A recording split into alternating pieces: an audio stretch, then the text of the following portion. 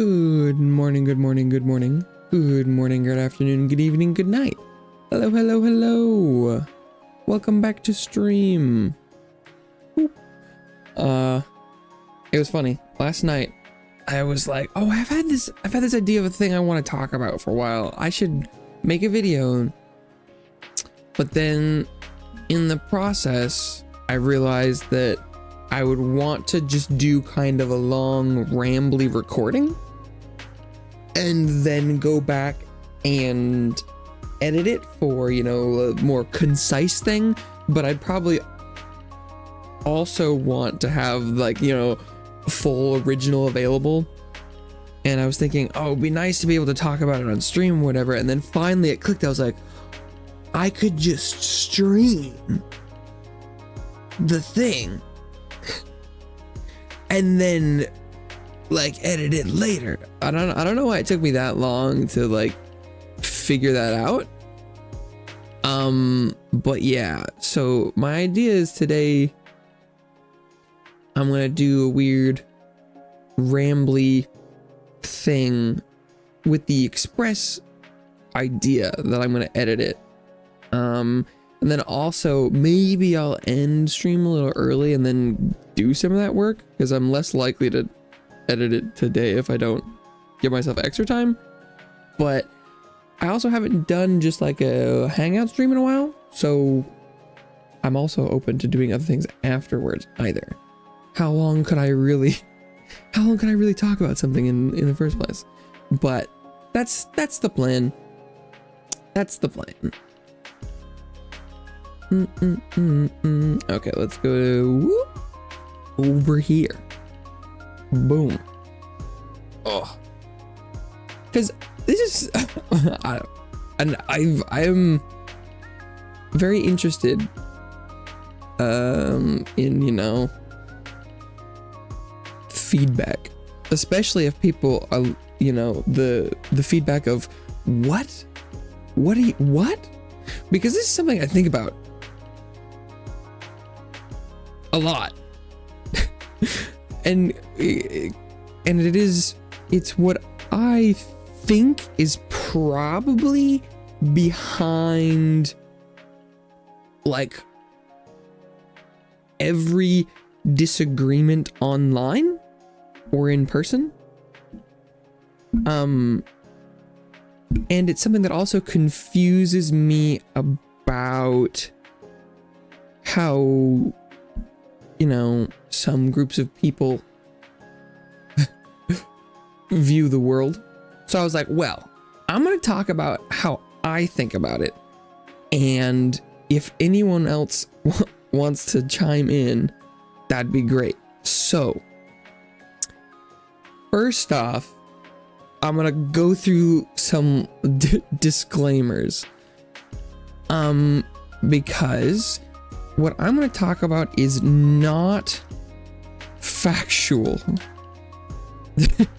This is not researched. This is not like, there's no critical analysis here.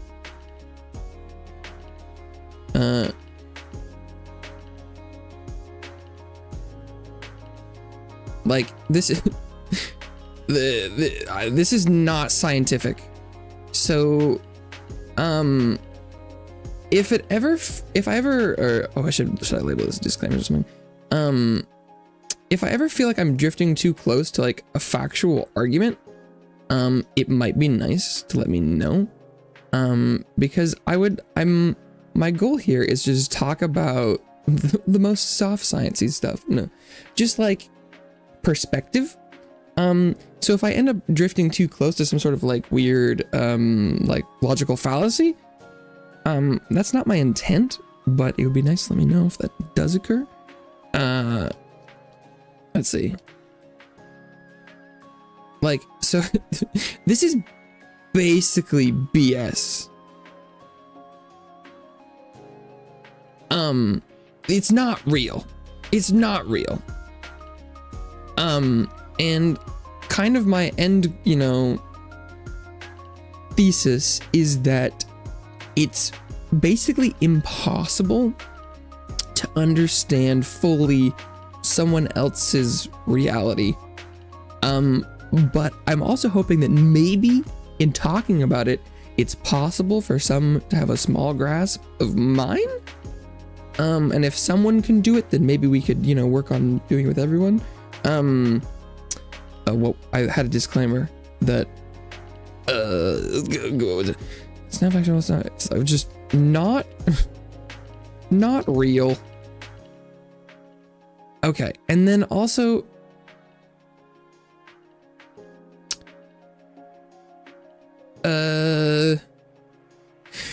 I'm probably inevitably going to say something in a way that sounds like I'm dictating or telling the nebulous you or some people what they should or should not do or how they should view the world. And that is not the intent. But I'm pretty sure I will accidentally say something like that, like, you should never do this. But like, this is just purely my perspective, which also means that I think I'll probably talk about this later. Ideally,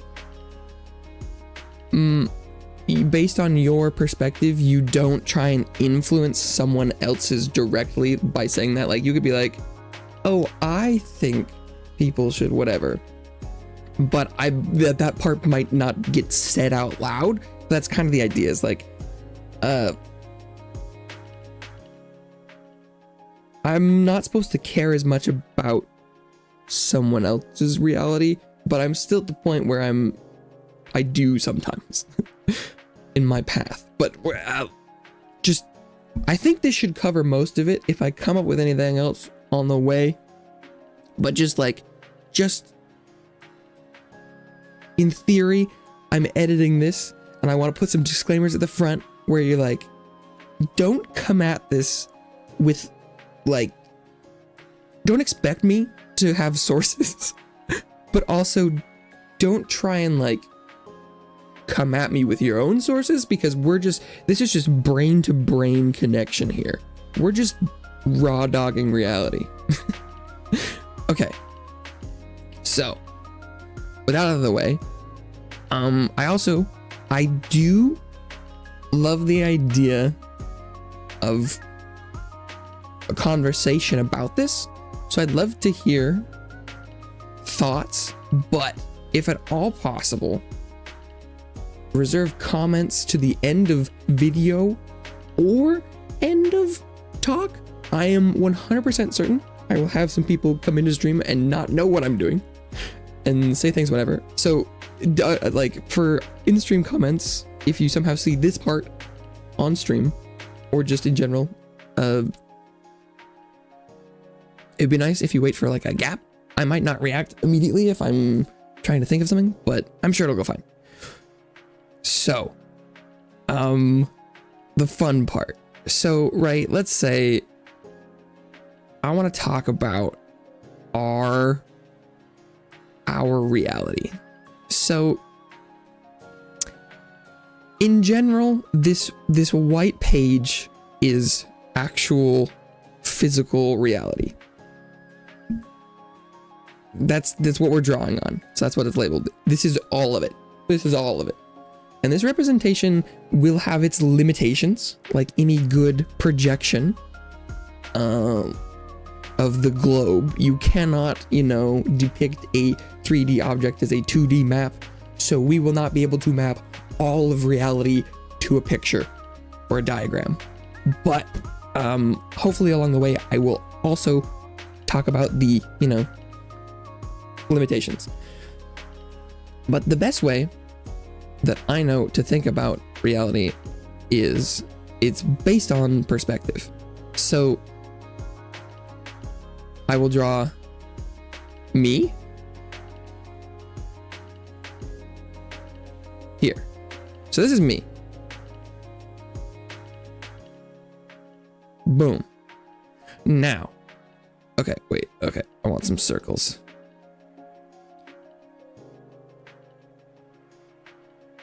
Ooh, make sure I'm in picture. This is me. I exist in reality. Now, okay. I'm pretty sure.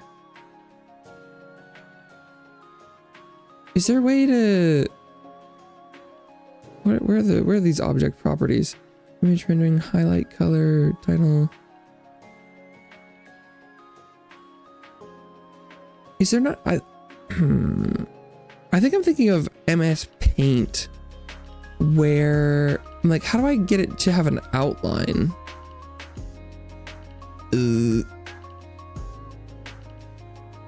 And then get rid of the middle. Is that possible?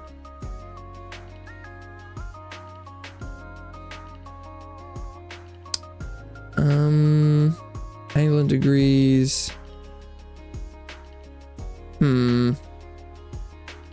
Close shape, unclosed shape, slice.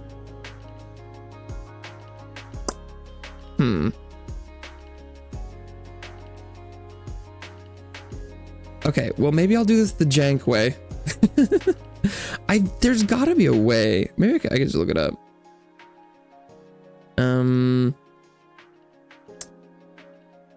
Draw circle outline in, what is this, Inkscape?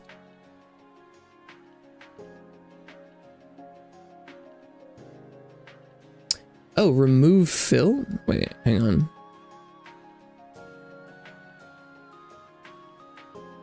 Highlight color? Wait. Right click with your mouse on the fill area to get the pop-up menu. From there, choose remove fill.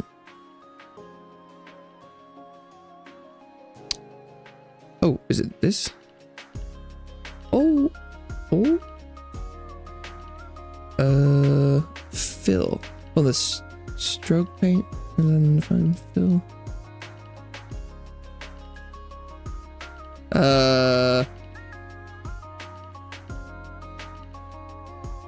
Oh, okay, so now I have an invisible circle. But, oh boy.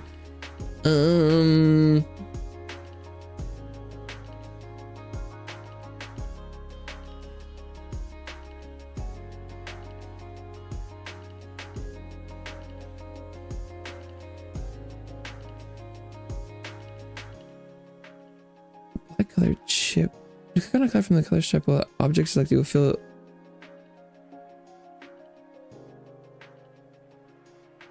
Oh, there we go. Okay.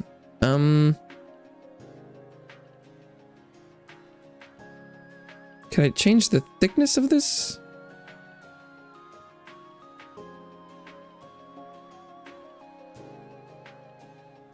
Well, this is good enough. Look at that. Okay, I have a circle. Wow, that took. Oh, figuring out how to draw a circle took more of this than I would have expected. But also, so the circle in general is sort of a flawed way of doing this. Well, it makes more sense when it's just me, but eventually I will put, you know, other people in this image. But like, right, this circle is my, oh, there's no fill anymore.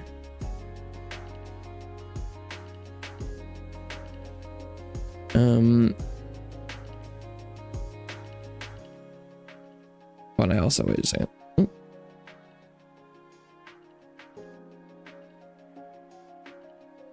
This circle is my reality. Right, it's my, well, it's my perceived reality, because this in you know, in this representation, this is the entirety of reality that I perceive. And anything out here is something that I have literally no knowledge of, which is impossible for me to technically talk about because I don't know it exists. But like, if you have someone who doesn't know about black holes, they're not there, right? If you don't know about it, haven't seen it, haven't heard about it, it just doesn't exist within your conceptual reality. Oh, I just pulled my arm off. Nice. So that's what this circle is. It's basically everything that, you know, I know about, and in theory, things that are further towards the edge might be things I know less about, but that doesn't really work. But that's just the general concept, is like that there is a total reality, and then I have what I see and know about and have opinions on, etc., etc. But then there's also,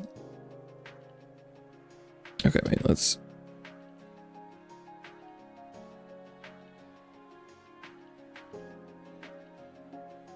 draw this box. I have a box around me. Oh, why is this gray?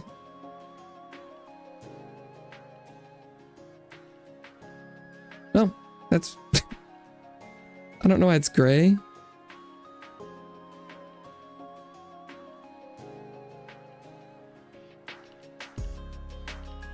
Huh.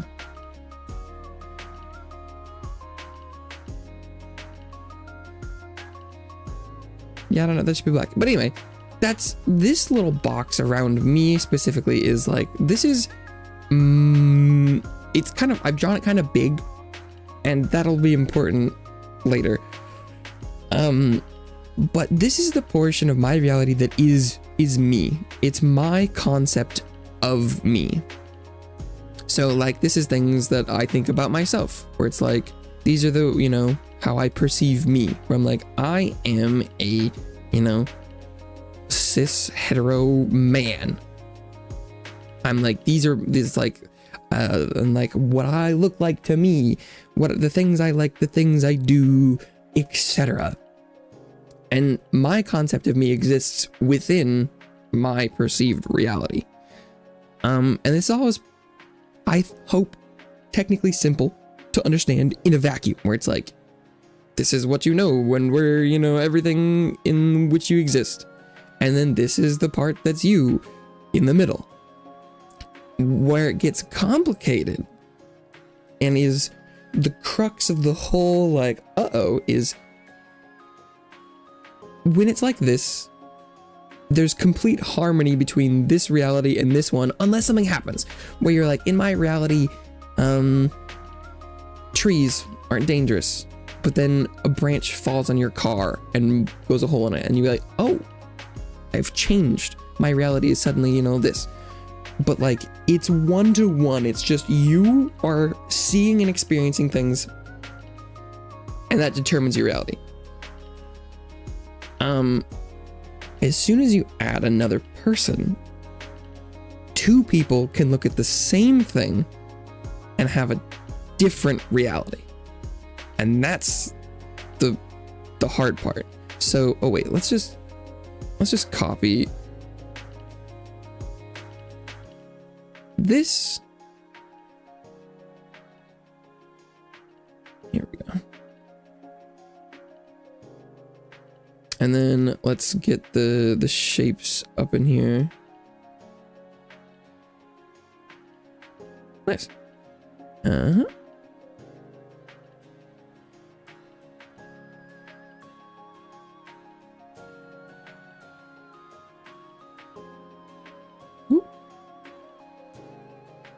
Now this this isn't gonna line up, and it's all messy, whatever.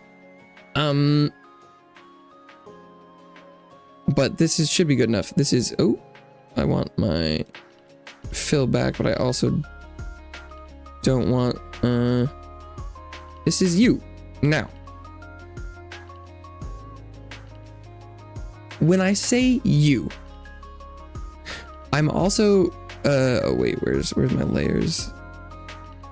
This is a conceptual you, if I say anything about you, including this one, you know, on the couch, this is in theory whoever I'm talking to, whoever hears this video, but just in case it needs to be said, if I say anything that contradicts with your perceived reality, it is not intentional.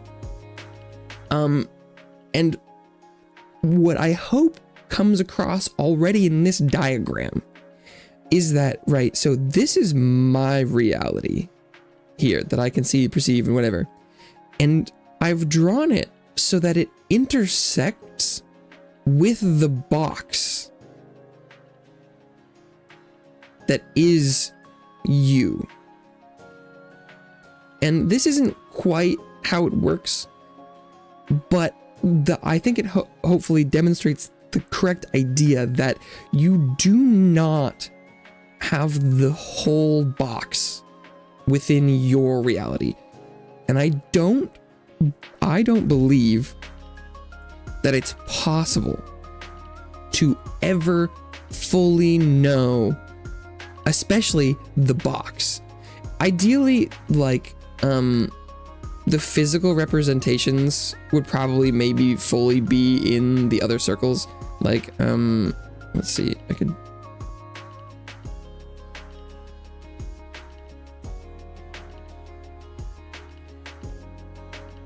Like, oh, but get the box too.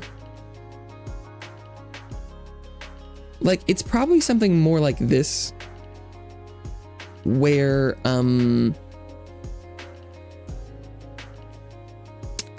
the physical representations of the people is in this shared space. And ideally, maybe the box is, you know, less in it. But we're already hitting some limitations of trying to, you know, make a diagram of this. Let's see. Your reality. Because I think fundamentally, I believe it's impossible to fully understand someone else's reality, and even to that extent, them and their box. And I don't think that is positive, negative, good, bad. I think it just is what it is. And I don't think it is important to have a 100% understanding of that to have a good relationship in any way, shape, or form. But I think I believe that it's important to understand this concept. But I am curious to see if, in general, this is not how other people see things. But this is how I think it works. So anything that is in here is something that like two people can see. You know, that two people have knowledge about. So the interesting thing is, technically, I should not be able to talk about anything that's in this bubble because it's not in mine. So it's like, even if, I don't, for example, and this is where we're gonna have to come up with a restraint of, I'm gonna say you because that's in the diagram, but it's not gonna mean you really. It's a conceptual you. So it's like if I'm over here and you have an opinion of like, let's say you have an opinion of a show or a thing that I've never heard of, where you're like, you were saying, I really love, you know, like My Little Pony, and I've never heard of it, never seen it, and it's like, you know, it's not my bubble. I can't have a disagreement with you about it because I've never heard of it. No. Hello, Tony. Hello, Gerdan. Welcome. I don't know what, I feel like Tony's something about hablar, like habla español, like speaking something. Sympathetic to other people's perceived reality. Well, yeah, I think eventually I'll probably talk. I'm gonna eventually hopefully talk about the like what I think is interesting about people interacting with other people too. Hey, Mr. Code, let's go. Oh yeah, no, I think I intend to keep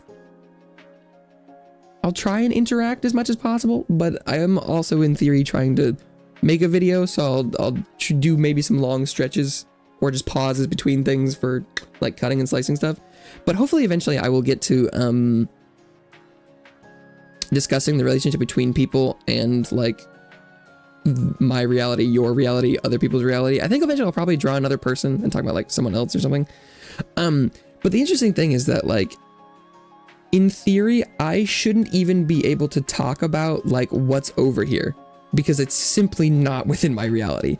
But like, there are things that are in my reality that I don't have an opinion on, which is possible. And I think in my diagram, that might be something that's like, it's over here. You know, it's close to you, but it's in my reality. And that this would be like a show that I have heard of, but I haven't seen, don't have an opinion of or something. But I think in theory, a lot of people will put, you know, pop culture in this box with them, where they're like, right, I love this thing so much, it is a part of me. And so when someone else's reality has an opinion of that, that's one of the places you get the most drama online, in my opinion. Hello, Zion. Welcome. Psychology lecture today. Okay, but I am. That's so. Hopefully that. Let me know if that doesn't feel like it's covered in my disclaimer. But this is not something I have any factual basis of or have done critical analysis on. It's not real and it's purely my perspective. So, from a lecture perspective, I guess it's more it's like philosophy, but it's from specifically like it's like Diogenes. Like it's like you've found a dirty man on the street who is talking about what they think reality is, and you can be like, okay, I'm purely taking this off of just your words alone because you don't have any, like, the only credential I have to speak on this is that I just happen to also exist, or I might exist within your reality as well. Yeah, the idea is that I'm streaming this because I wanted to make a video, but I realized that in the end I would do a rambly long recording and then edit it down, and I kind of would in the end want to post the long version too. And so I was like, whoa, I could also just stream it. And I was like, I'm a genius. So when we talk about video games, Dan, it's structured things to the root of internet disagreements. Yeah. Well, the way I titled it was that I think the title for my video that I'm going to do is going to be Let's Talk About Reality. And so for a while, that was the title of the stream. But then I was like, ooh, that's probably not all I'm going to talk about in the stream. So I'll title the stream Let's Talk About Stuff. And then that will be, you know, because I was thinking this was only going to be like a part of the stream, maybe. Because I was like, I don't know how long this is going to take. If it takes only like an hour, then I'm going to want to do, you know, more Hangout stuff.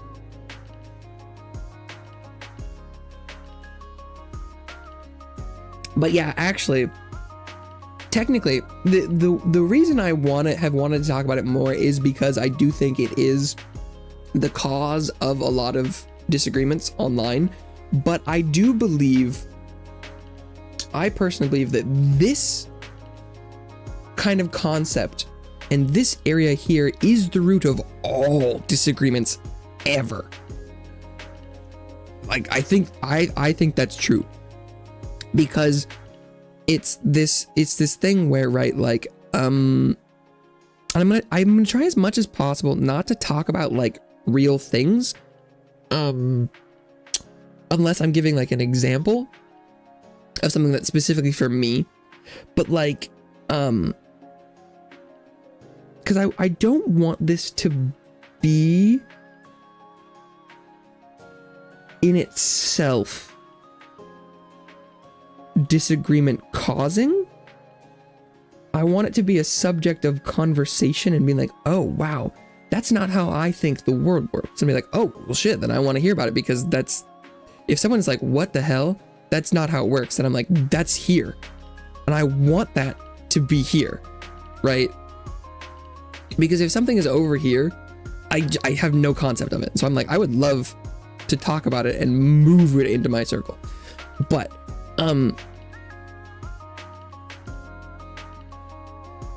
God, what was I talking about? Examples. So like,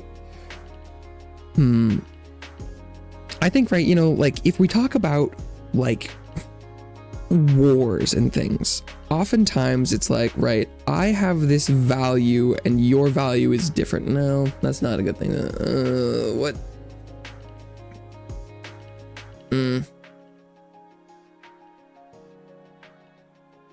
Because like one of the things that come up to my head the most are, right, like fandom pop culture things, because they're things I see a lot, and the disagreements in the grand scheme are small beans, where like I could talk about, you know, like people killing people, and like religious crusades and stuff, because I think that fits, but probably not the right way to get into it.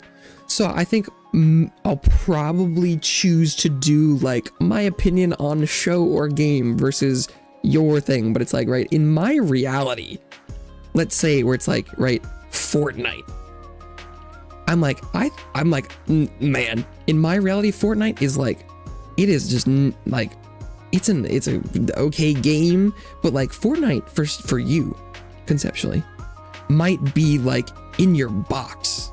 And so if I say something that's like, I don't even care about Fortnite, it would like be like, oof, I've taken it.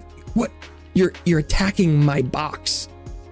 You're trying to determine the, you know, the existence of my thing, where if I'm like, well, Fortnite is kind of mid, like it's not very good. And if Fortnite is like something you play every day and it's part of your personality, me saying something quantitative about it and being like, it's like, it should be like this important to you, is like, whoa, you are trying to directly change my reality.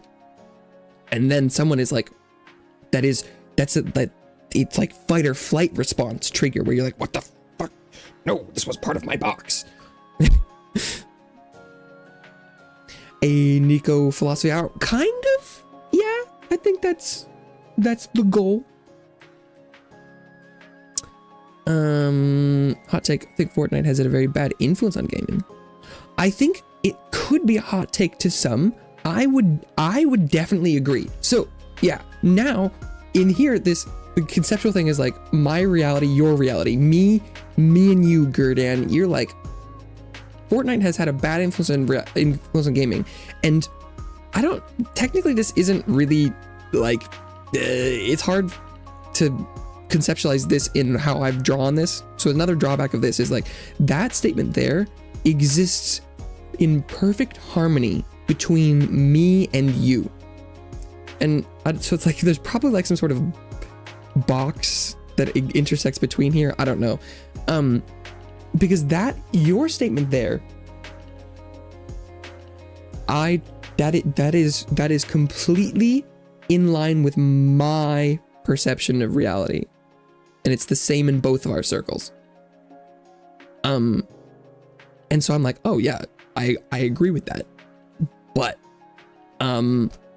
it's like the hot take. Hot takes are things that, you know, people say that they know are probably not the same in, you know, like everyone's reality. Where it's okay, well actually there's a good time to draw. It's like, oh wait, I should just grab another person. Did I have that copy and paste it? Hey, I did.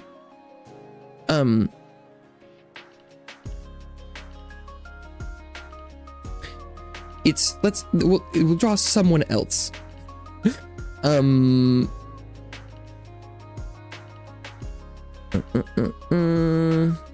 Positive impact on memes.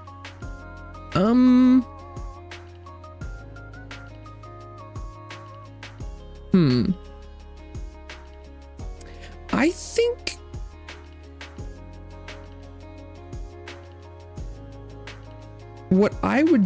how Fortnite exists in my reality.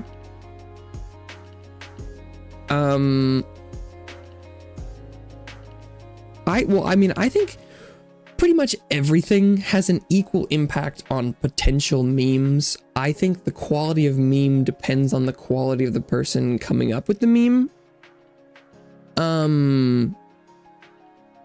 My negativity towards Fortnite and my, reaction to Gurdan's statement, and where I say we agree, we might have different views about what that statement means in our realities. It exists between us, and I think I have a positive reaction to that statement, and Gurdan does as well. But how I see it in my reality might not be the same with theirs. The most negative thing I see about Fortnite as a whole is it's the battle pass and battle royalification of games. And this hasn't really negatively impacted anything really close to me because I don't have to play battle royales. And I don't really love games that have battle passes, but I don't have anything that has been impacted by it that I really love. But like, if I was playing like a franchise, like Dragon Age might not be a great example because it's kind of maybe happening. But like, if you have a beloved franchise that you're playing the installments of, and then all of a sudden the new one comes out and they're like, well, we spent a ton of our time doing battle passes and a battle royale mode. I would be like, what are you doing? You've ruined it. Oh yeah, it's like, okay, it's like FromSoft comes up and they're like, okay guys, we're announcing Dark Souls 7. The campaign, the single player experience is going to be smaller. But we have made a battle pass and a battle royale mode free to play. So, and if you put that like in, let's say someone else's Fortnite player, they would see, and that if like that happened, I'm going to make the assumption, correct me if I'm wrong, Gurdan, but if that happened, and that was, in this part of our shared realities, me and you would look at that and go, what the actual fuck? What have you done that is harmful to our realities? This is, oh my God, Fortnite, what have you done? And someone else is like, I play a lot of Fortnite, I've dabbled in Souls-likes, and I like them. And they come up with this, they would be like, this is the greatest thing of all time. Which, like, so it's, just trying to illustrate the differences of things. But to me, then that would, increase the relevance that Fortnite had a negative impact on gaming if that happened. Like that kind of concept. PlanetSide. Yeah. Game was real off, spent a bunch of resources on Battle Royale, no one asked for it. Take it offline months. Yes! I think I saw a thumbnail that was like save PlanetSide 2, right? I don't know if PlanetSide and PlanetSide 2 is probably referring to the same thing. But yeah, no, it's the kind of thing where it's like, no, what have you done? But see that now that, this statement helps me understand that is sort of the same perspective on the statement. Battle Pass is an evil in games with an entry fee, but free to play as in live service. Not the bother.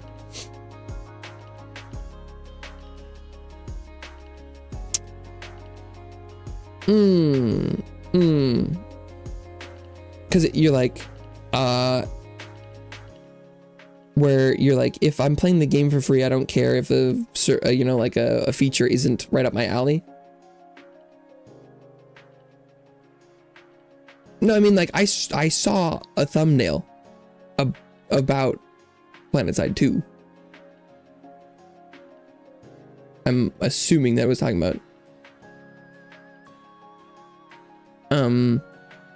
the bots TF2 stuff would be something else. I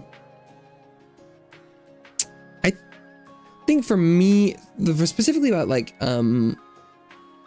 whether or not it's free to play or, you know, purchase, in my reality, in my circle, if there is a game in it, and I'm, you know, and it's something that I consume,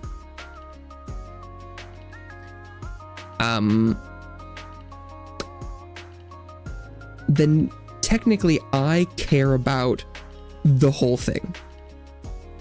Right? It's like, I'm playing Elden Ring. Elden Ring is something, you know, I've paid for, so all the updates will impact the thing I play. But even if like, or should I pick, compare Elden Ring and I play League of Legends, which is free.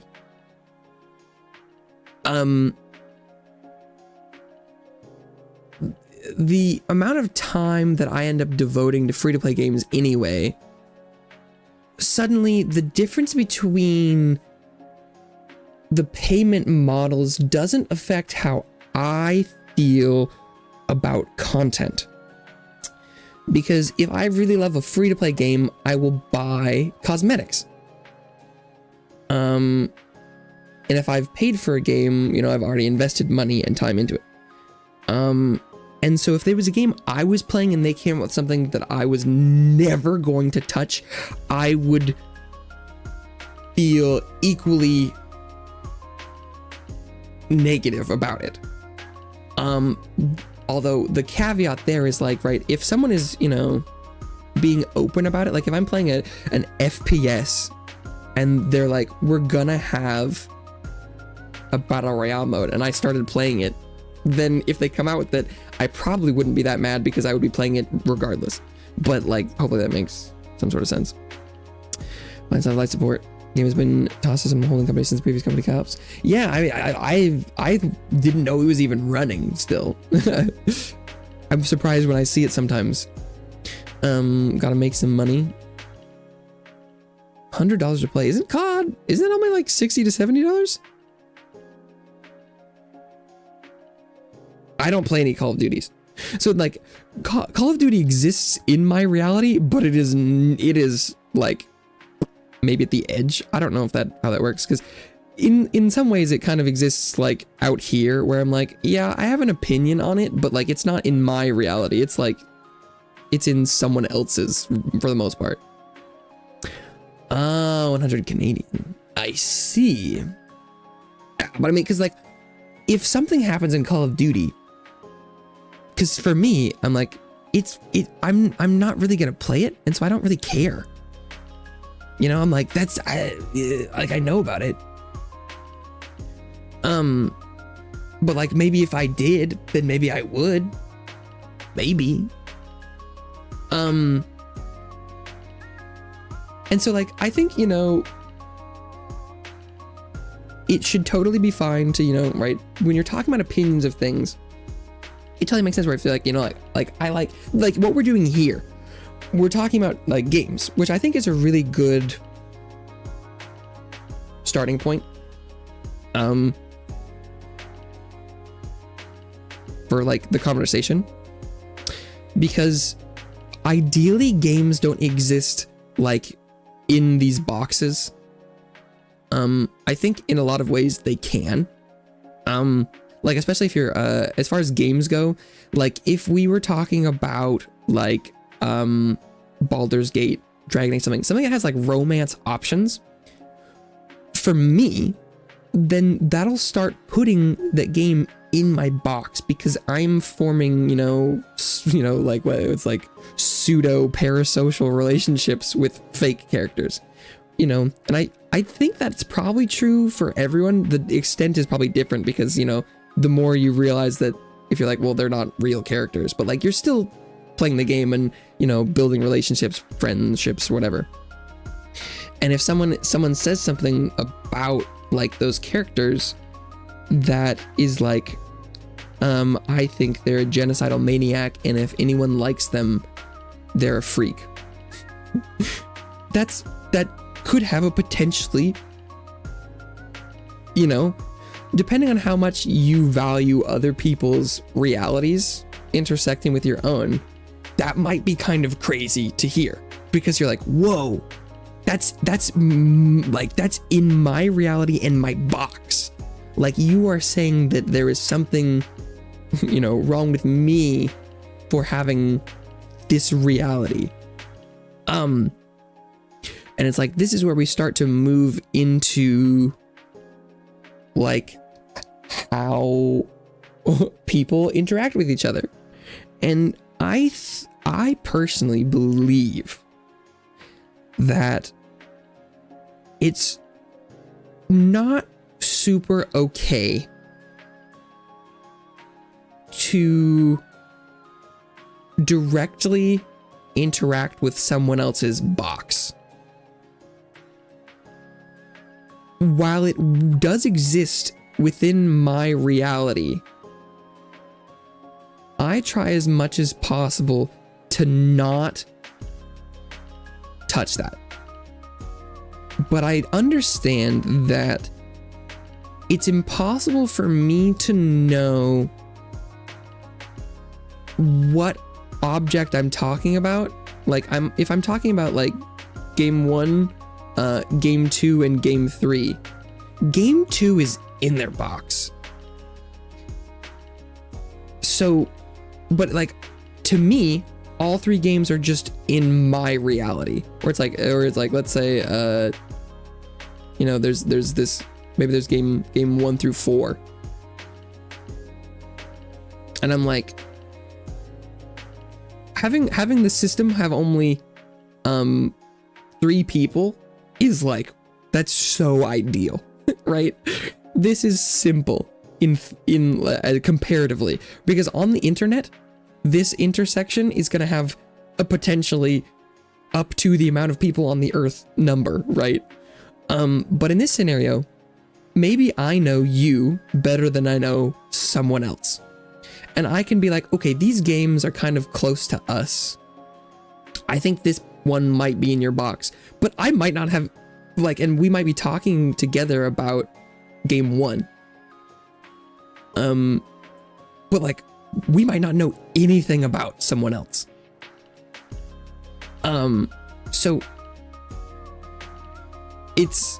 I think one of the things that I try to do as much as possible is, right, it's like using I statements, because when I say, I think, I whatever, that's shortcut for me talking about my reality, right? I think when people talk about themselves, what that should mean, you know, is their perception of reality.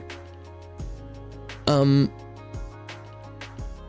so I try as much as possible these days now to say things in such a way that I'm like, this is my opinion of this thing, because I don't want to say something that could be construed as telling someone about what relationship they should or should not have with something that exists within their reality. Like, I hope to God I never make any sort of post, like on Twitter, YouTube, whatever, that is like, you know, something about someone else because they like or dislike something else. Because that should almost, I think, probably never be a thing where, like, you know, like, people who like this should die. Like, that's crazy. I mean, that's also hyperbole there. It would probably be something like, you're stupid if you think this, you know? Well, that's maybe not the greatest example, because I think one of the important things is having a disagreement about something that exists in people's realities is important. Like, that's basically what science is we have multiple people looking at like a shared thing in the middle. and being like, okay, yo, I think the world might be a sphere. And someone else is like, no, bro, it's flat. And then we're like, I hate to break it to you, I really don't think it is. Like, having an objective conversation about differences in reality is important, because especially, I think scientifically is a really good way to talk about it, because there's no way a single person in their reality would be able to figure everything out perfectly. So like, I'm boop bop beep doodling around with my computers and stuff, and you know, like, a scientist will come out and be like, they're talking about, you know, something that exists completely out of my reality. They're like, okay, we're gonna talk about quantum physics, you know, something like that, and you're like, oh shit. I can't even have a disagreement, because it was not even like when you're going through science and you're learning about, you know, like bacteria and things, right? For someone in the Middle Ages, their reality did not contain bacteria. It wasn't in there. They didn't exist. And so it's like, it's important when eventually something like that happens and people are like, yo, we should probably interact with reality differently. And you're like, what? Because you're like, what? Not washing my hands after I pee is in my box. You can't tell me what to do with my reality. So like, it does vary on case-to-case basis, where it's like, oh, but this is a good distinction, where I think we're getting towards the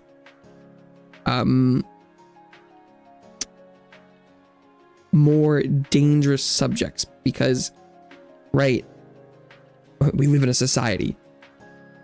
At some point, something that exists in someone's reality will directly impact someone else. Like, take what is, like, you know, washing hands, right? If you're like, I think you should wash your hands after you know, touch raw chicken or use the restroom. Because that's like, I'm telling you to do something that is in your reality. And maybe you're like, I don't wash my hands because I'm clean. Are you telling me I'm dirty? And so like, I'm like, okay, I'm saying you should. Please. You don't have to. You like, but think about it. If you get sick, not my problem. But if you create a disease that gets someone else sick or me sick, suddenly, right, even if that exists on the edge of my reality, it might be big enough that like this will affect me and maybe everyone. And when it's that big, I do think that is where like laws and stuff come in, or regulations, right? That's why food handling people have to wash their hands, because they're like, we're gonna tell you that you need to do some things in our shared reality because it's gonna affect people, right? So like things like, you know, hygiene in certain ways, or like smoking is a great example of how this was, where it's like, you know, it used to be in reality, they're like, okay, we have this thing where you can, there's this, you know, little pack of stuff you can pull out and smoke, and they make you feel certain ways, and, you know, it smells like this and it does whatever. And then eventually, you know, it's like me and you, maybe we're big smokers. We love smoking. We go out and we go on our smoke breaks, right? We love doing it. Both of us love it. It's a good bonding time. Like, how it makes us feel, you know, the smell is nostalgic or something. I don't know, whatever. It's very positive to us. And then, you know, doctor comes along. Oh wait, okay, hang on. I should this is not a great way of drawing this, but just it's touching all of these. It exists here. Someone comes in and goes, hey, guys, It causes cancer, and also it doesn't just affect you. Me here in my reality am also being affected by you guys smoking. Where it's like, oh shit, okay. So here we have a problem. And we did, because if this was, 100 years ago, this intersection between me and you had no negatives, right? We both love this thing.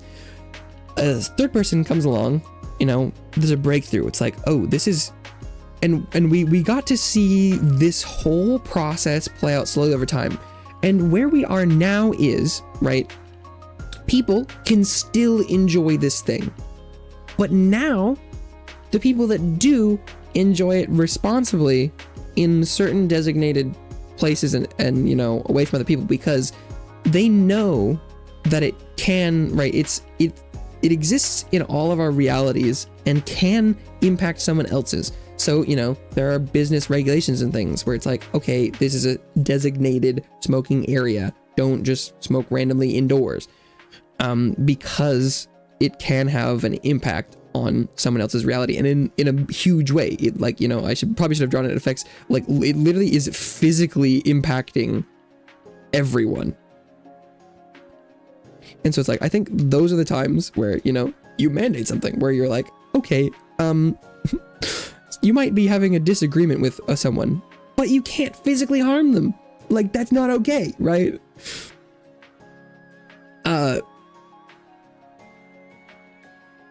Because when your reality intersects with someone else's, like, you probably shouldn't do that. The thing that I keep seeing, that I want to talk about, and hopefully I hope I've talked enough about things in general that I can talk about this subject now. Let me know if it doesn't make sense. But, right, let's say it's like, me and you exist, you have an overlap in my reality. And let's say I think,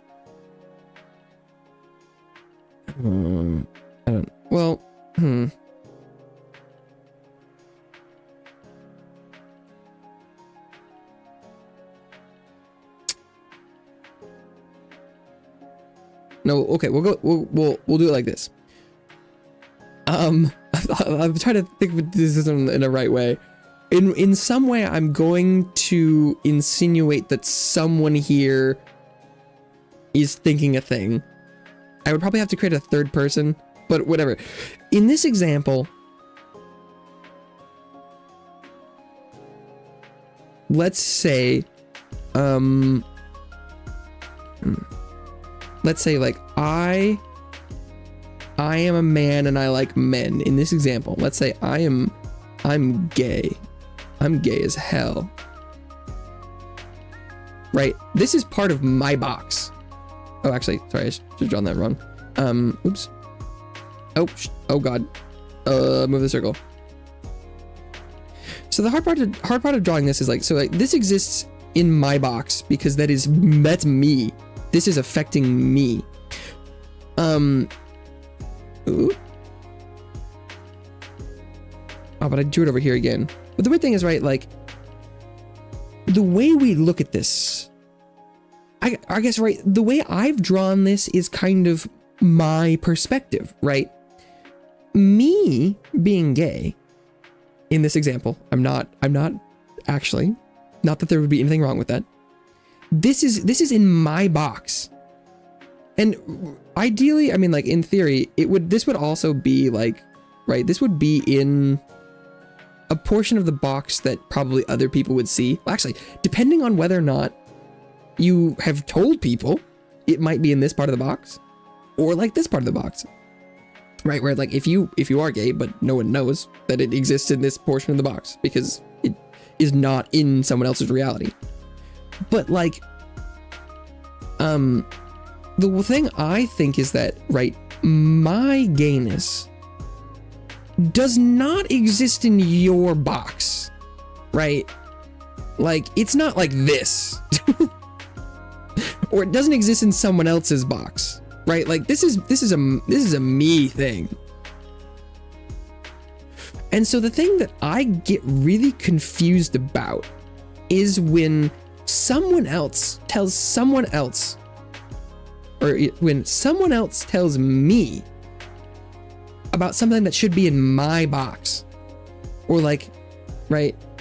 So something that's like, you know, being gay isn't real, or, you know, like religion stuff. I'm like, what the fuck? That is crazy to me. And I like, this is thing that's crazy is probably negatively affecting someone else's box and their reality in their image of themselves.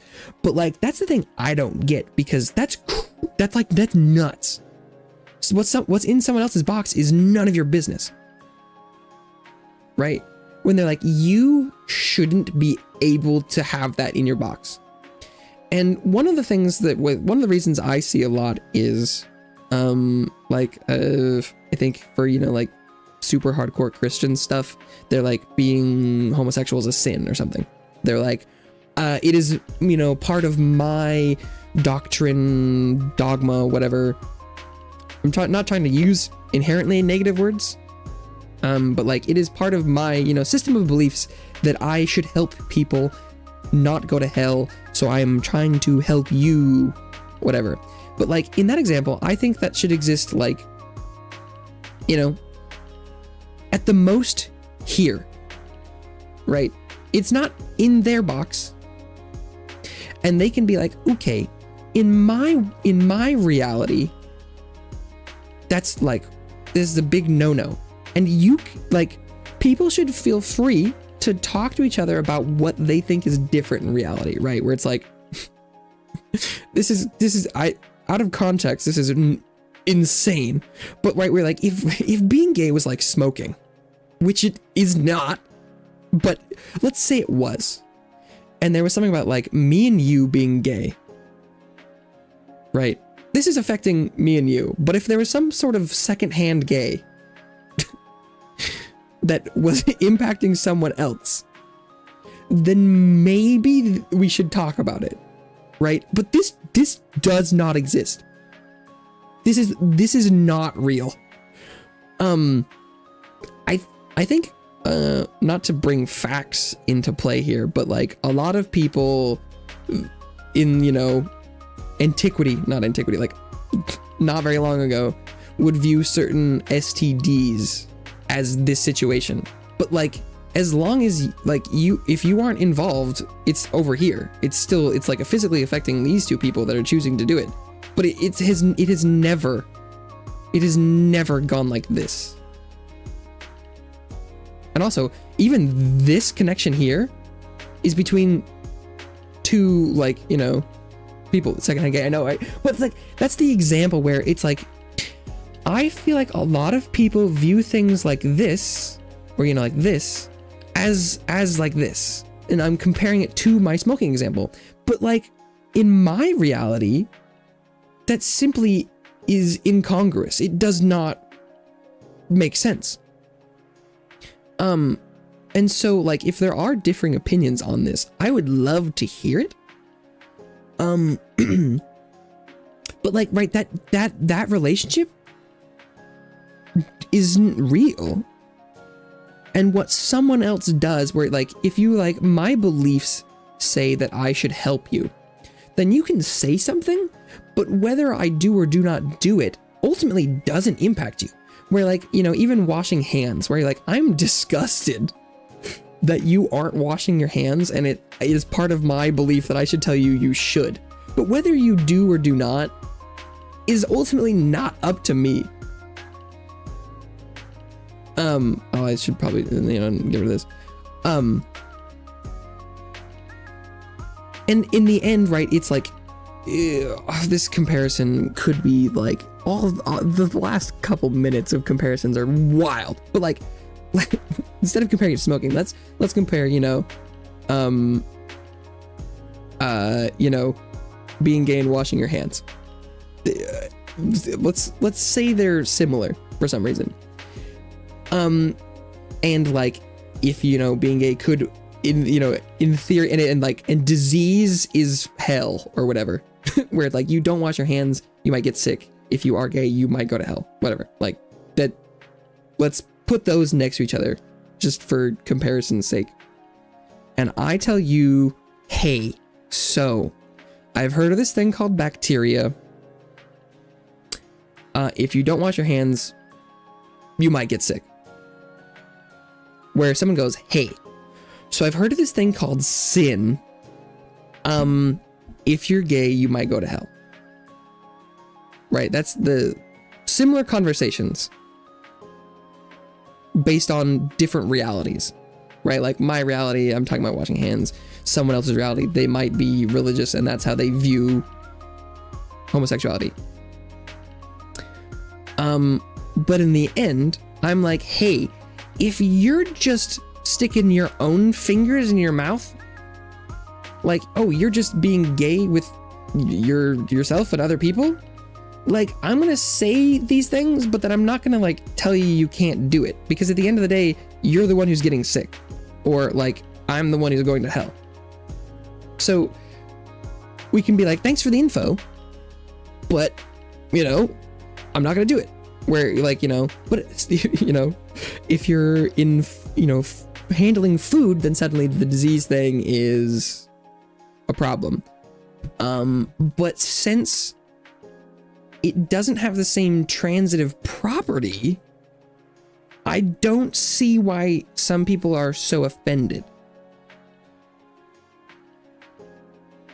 And so like, the other big thing that like, right, this, it's also weird to me because a lot of these things don't exist in my box. Like, right, I'm not gay. So I cannot understand what it feels like if someone else says something about that. Like, right, I can see it. Like, so let's say you are gay. Let's say someone I see online is gay, and they post about someone who has told them that they're like, that's a disease. You are wrong for that. I can see that, and they might post about it and talk about how that makes them feel. But it will never be in my box. So I'll never know what that actually is. But I believe that, like, right, in this conception of reality, we can do our best to make something that's like, and in theory, that would be like, if there was another person over here and their circle, like, if like this one was big enough that it was like over here, maybe like this, let's go with that. Well, I guess let's go like this. Right. It's maybe something that's intersecting over here, right? Because, right, there was things that existed outside my reality, right? And this thing is maybe something this is a very important intersection, right? It is not in my reality, but it is in an intersection of two others, and it's in someone's box. This is what, you know, this is where a lot of injustice occurs, right? And this is the importance of education to move it from here to here, so it's in someone else's reality. Because, like, right, like, you know, segregation, let's say, you know, maybe back in whatever, maybe I was unaware. I don't know if that's possible, really, to not know what's happening, but like, I think it's conceptually possible. Like, maybe you grew up somewhere that it wasn't, just hypothetically, right? It's important to know and move it so that you know it's happening. But it's kind of thing where it's like, right, there's stuff happening in other countries to people and things I'm sure that I'm not knowledgeable of. Like, so for example, for me, right, stuff with like abortion, right? It's not in my box I'm not a woman. I will never be like giving birth. That's like, it will never be in my physical thing. It's just, that's my reality, is that's not going to affect me like that. But like, this very well is in someone's box, right? Like this, and this is, not only is it in their box, this is an incredibly physical thing, like healthcare, abortion, having a kid. This is a very physical thing. But right, for a long time, this existed like here, right? This is something that physically affects someone else, you, maybe. It's not even like within my reality. I didn't think about that. I'm like, right, I'm a little guy, I'm a little dude. And then they're like, yo, you're a little guy, you're a little dude, you have a little thing. And then eventually they're like, by the way, childbirth. And I'm like, oh, suddenly I know about it. It's in my reality, right? I know about it exists, but it exists physically for someone else. It's not something that is ever gonna like migrate over here, right? That's for, in this case, that's not something that's ever gonna go over here, right? It's not. Maybe you could say that, right, physically, if me and you were, in a relationship, that could physically impact me and my reality, because like pregnancy is not a one-person thing. So it could physically impact me in that way. Eventually it could, That is also an interesting thing where another example I'll notate here of a breakdown of this representation. If I don't know how pregnancy works, there's something that's in your physical box and my physical thing that does not exist in my reality or my box. Where I'm like, if I don't know how making children works, it could physically affect you two people that don't know and not exist within their conceptual realities until it happens. But also, at the end of the day, I think that like that physical connection, one person endeavors, bank is utilized. Yes, but I'm not gonna make that distinction. Well,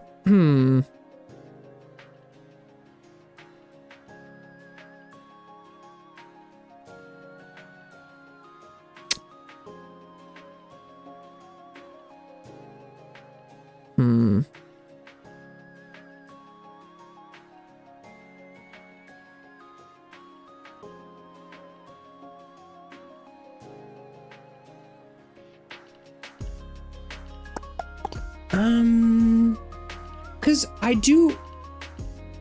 think that the importance, like, because what I was going to talk about next is the idea of like, yeah, I know, because does this feel like it matches how you think reality works? Maybe, hopefully. Because what I was going to talk about next is that, like, the thing I don't get is that, right, like, and I do like the example of, where you're like, if a woman goes to like, like a sperm bank, it's just them. Like the dude has no say in it.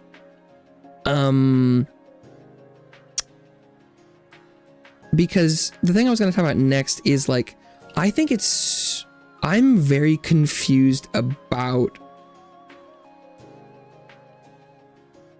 like abortion legislation stuff. Sensible way to view it, very considerate. Thank you. Where it's the same thing with like the religion thing, where you go like, hey, I don't think you should get an abortion.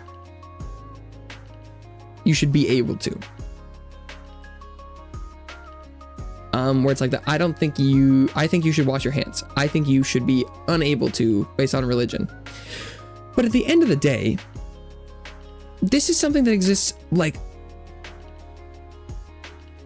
incredibly in their box, like in their physical well-being. Like it could be medically incredibly important to do so.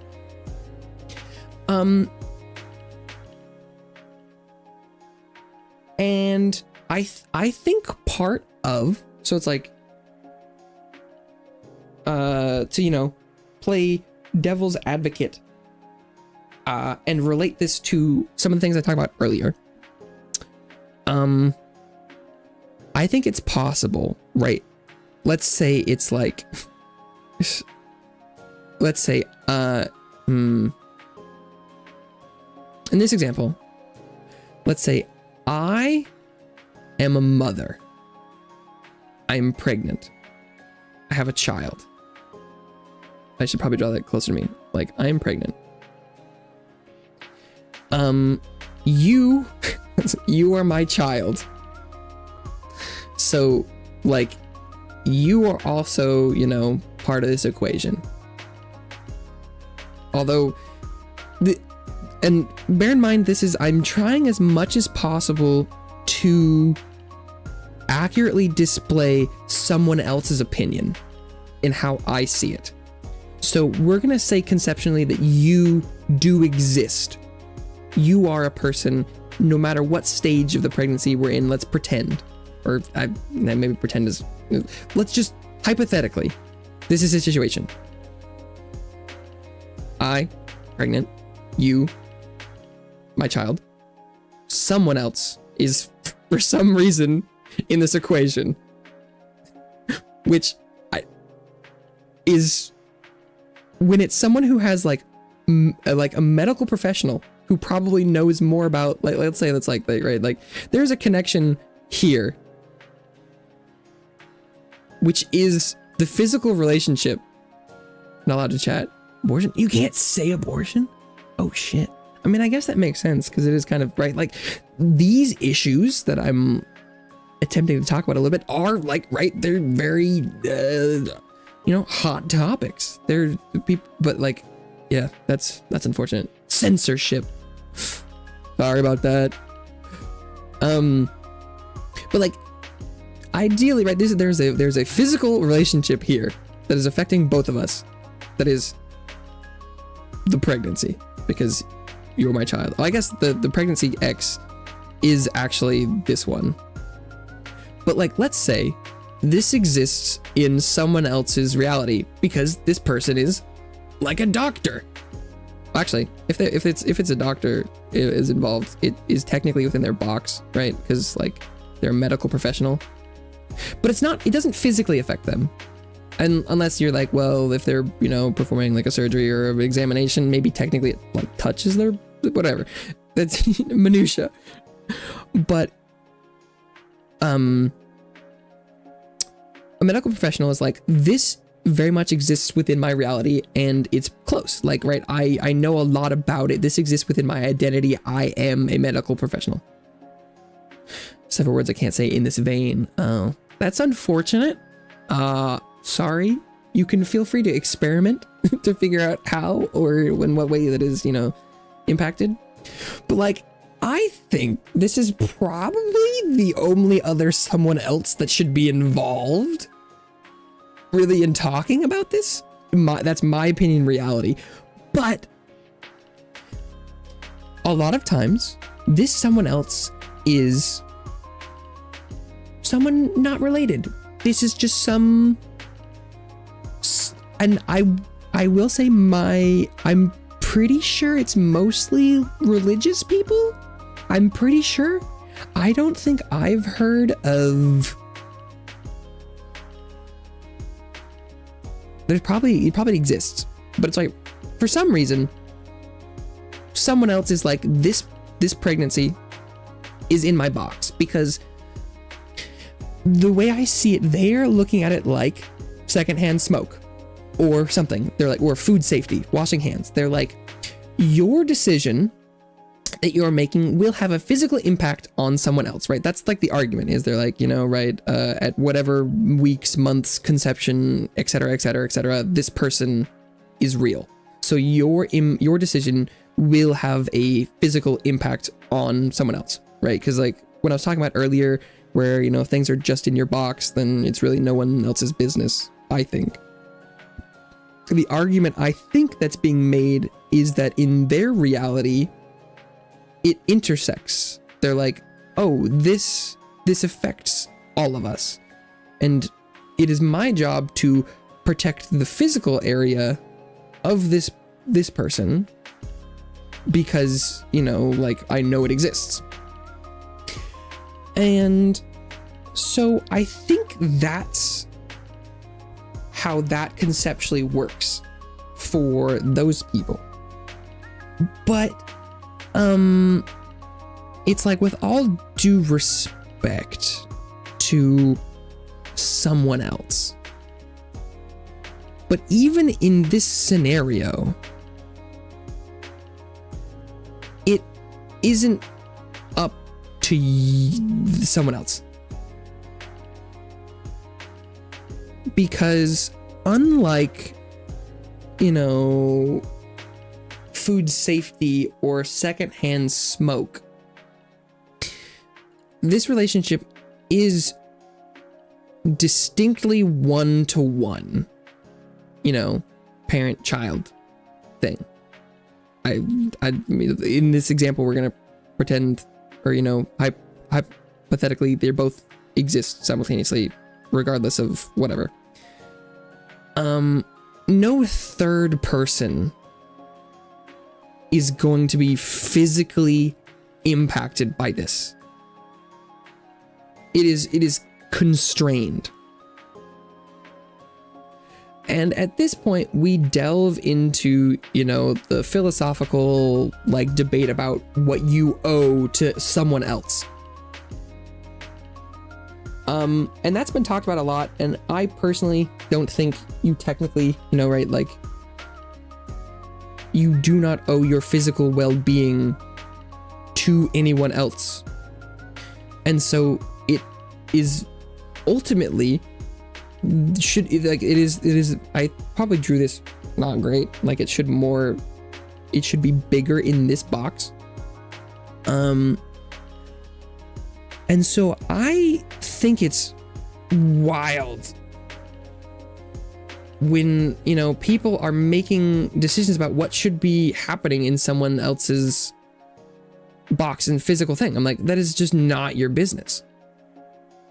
Read the Hyde Amendment and the financial changes that led to it. I don't know. Let's see. What I just want to check out what that is. The Hyde Amendment. Ban the use of federal funds for abortion. Oh boy. Okay. I was checking what that is. I did think, yeah. Can't type the words that describe it. Oh, damn. Okay.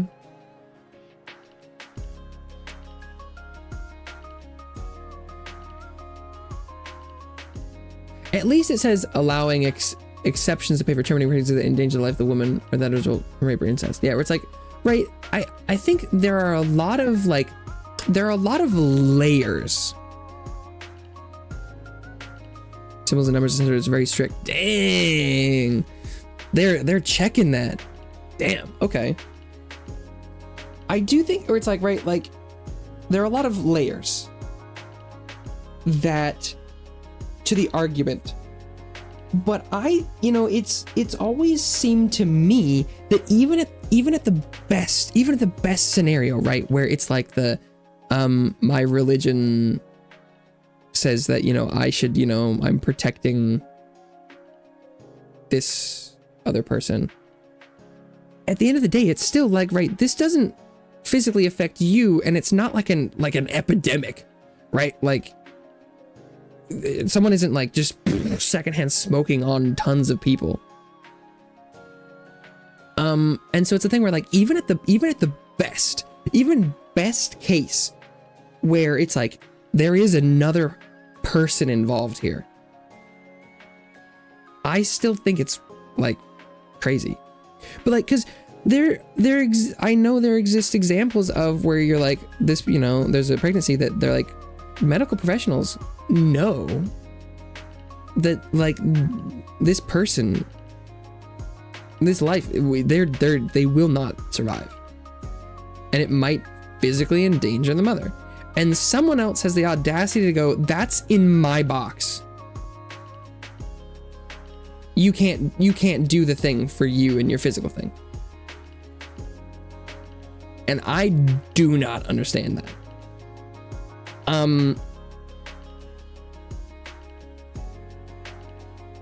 But it is the idea that whatever, you know, reality is leading to people making that decision, I know exists outside of my reality.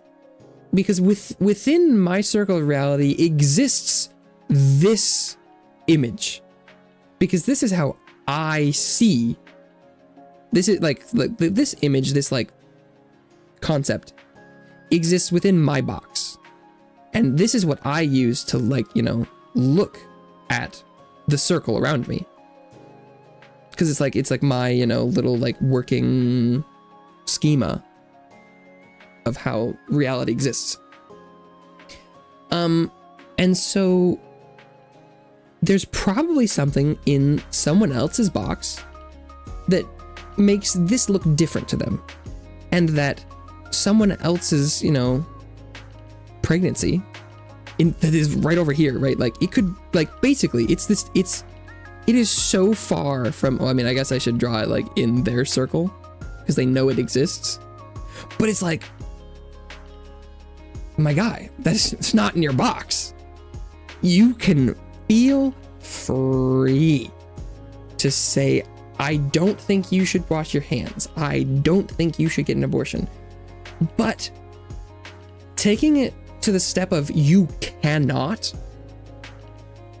is so far outside my understanding of reality. I'm like, I look at that and I'm like, what? Because I'm like, it's not your box. It's not your problem. Where it is the thing where it's like, right, me and you are the, you know, LGBTQIA plus something. We are, why can't I think of the term? Queer. Is that still how, is that good? Is that bad? We are not standard person. We're not, well, okay, that's not a good way to say that either. Outside the outdated, no, I shouldn't say that either. Something is in our boxes that someone else sees and is like, what the heck? That doesn't belong in your box. Which I think is weird, that basically that's the description, right? Is, like, right. Because why does that exist? If I say, hey, I think my, you know, gender is different than it was physically at birth, and someone else is like, nah, that's BS. And it's like, my guy, this is in my box. It has nothing to do with you. What?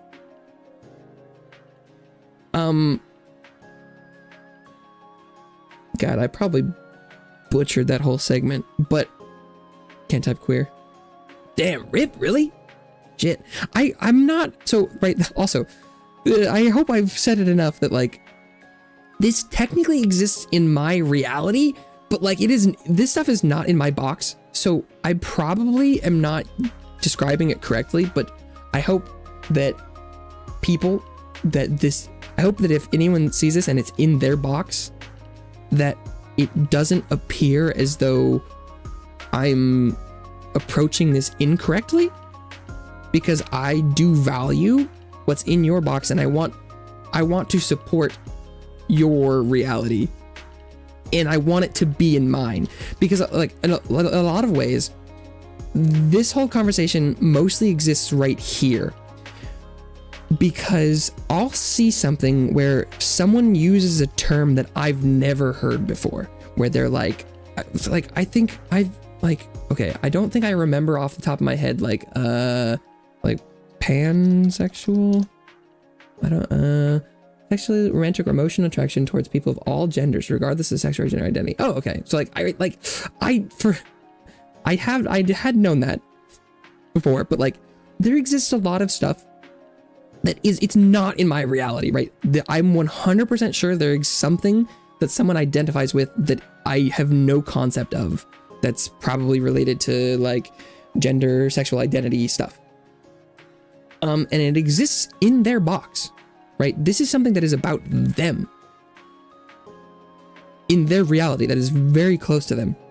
And for some reason, it's in someone else's box, and it's not in their box. It's just in their reality. And I see stuff online about people, saying that you shouldn't have this in your box. You can't have this in your box.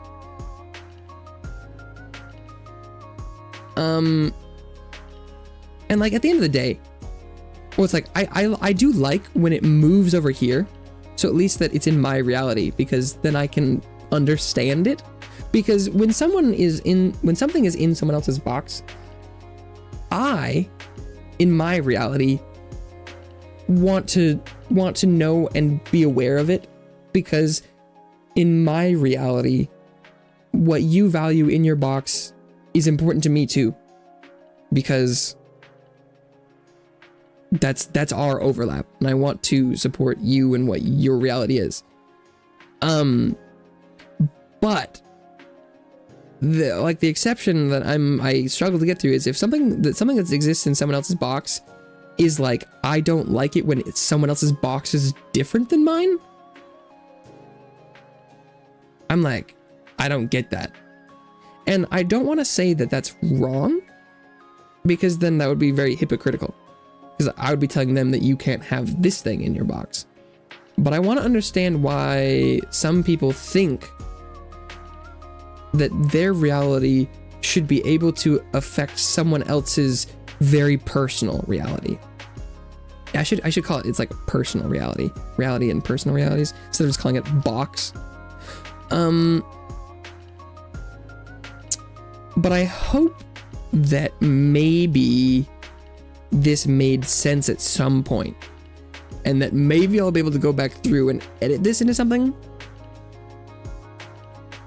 Because at the end of the day, it's like I would like to know more about, right, other people, your reality, someone else's.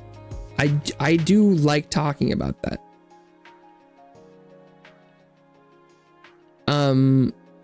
Because I think in healthy conversation, there is no negative aspect to talking about reality, because if you do it respectfully, right, and go, okay, hey, so this is my reality, this is what I see from your box, but I think, maybe, it exists over here, where I'm like, I've heard about being trans. Can you help me move this X here so that I fully understand it, kind of thing. And also, right, if someone's like, it's like over here where there's, someone is talking about, someone else says, you can't be trans. I think it would be beneficial for all of us, even if we see that in our reality and say, what the hell? If we can move that here into our realities so that we know and completely understand it, then maybe we can talk about why, and maybe then we can understand the bacteria on the hand and whether or not we should wash. maybe. But that, you know, right, this whole conversation is based on the fact that I am only capable of perceiving what is in my bubble. So, like, right, this whole thing I'm talking about is incredibly flawed because I am incapable of speaking about, you know, what does exist here. But I have a feeling that a lot of opinions exist like this, where I'm not seeing the whole thing, because I don't believe also that, like, I think there probably do exist a me, a you, someone else that does just want to, you know, negatively impact other people. That's probably a thing, but I don't think that's common. I think it's probably very rare, incredibly rare. I think that a lot of people just want to make what's in your reality closer to theirs. And I think one of the important distinctions is that instead of making what's in someone else's reality mirror yours, just try and get it to overlap so that you can understand. Because I think the idea that these things, right, something can exist here that we both know and looks very different to both of us. And that's okay, because there's no way to have like two circles that just completely overlap. But knowing that, I think, is really important. Gosh, the game sucks and hangs out for 3 hours. Yeah, well, so that's part of why I've wanted to have this conversation, because, oh, right, my stream, let's say this is me streaming. This exists, let's say here. It's in my box, right? This is me. So this is it is part of, I'm like, I am a streamer. I am a VTuber. This is part of me. I like to think that part of my box is that I look at myself and I go, I am a person that is of value, right? People get something out of talking to me, seeing me, like being around me. And I think, and also part of my reality in box is that I think everyone should feel that way, no matter what you're doing. For me, the stream happens to be part of that, but like, if you do anything, you should feel like you matter, right? Especially in your reality, because you are the center of your respective reality universes. But so stream is here, right? This is it's pretty close to me because it's basically just me here. So generally, viewers will come by, and like, right, part of the stream is not in my box. That's mostly like the game, the topic, the whatever. We're talking about this, where, you know, you show up and like, right, Nico brought up earlier, they were talking about the Hyde Amendment, or what was it? Well, you know, if you use a bank, it is a one-person thing, where it's like some of, like, the Hyde Amendment used to exist outside my reality, but now, you know, it's part of the stream. Bank thing, it was like, I was thinking of it, you know, existed in my reality, but I wasn't thinking about it in a relationship. This is more philosophy than usual. What I will say is, technically, this is as philosophical as I have always been, but hopefully now some other people will understand more about my reality based on this. But yes, this is definitely not technically my usual, but yeah. Hello, Lily. I was thinking about making a video about this, so I'm kind of doing like a weird ramble-y stream, and then I'll cut it down later, is the idea.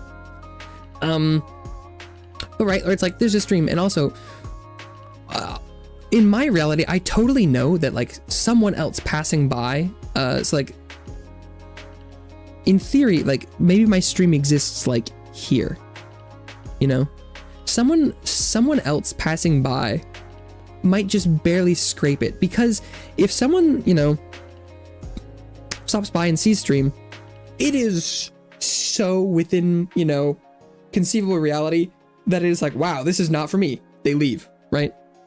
Philosophy without the usual framework for game system. Yeah.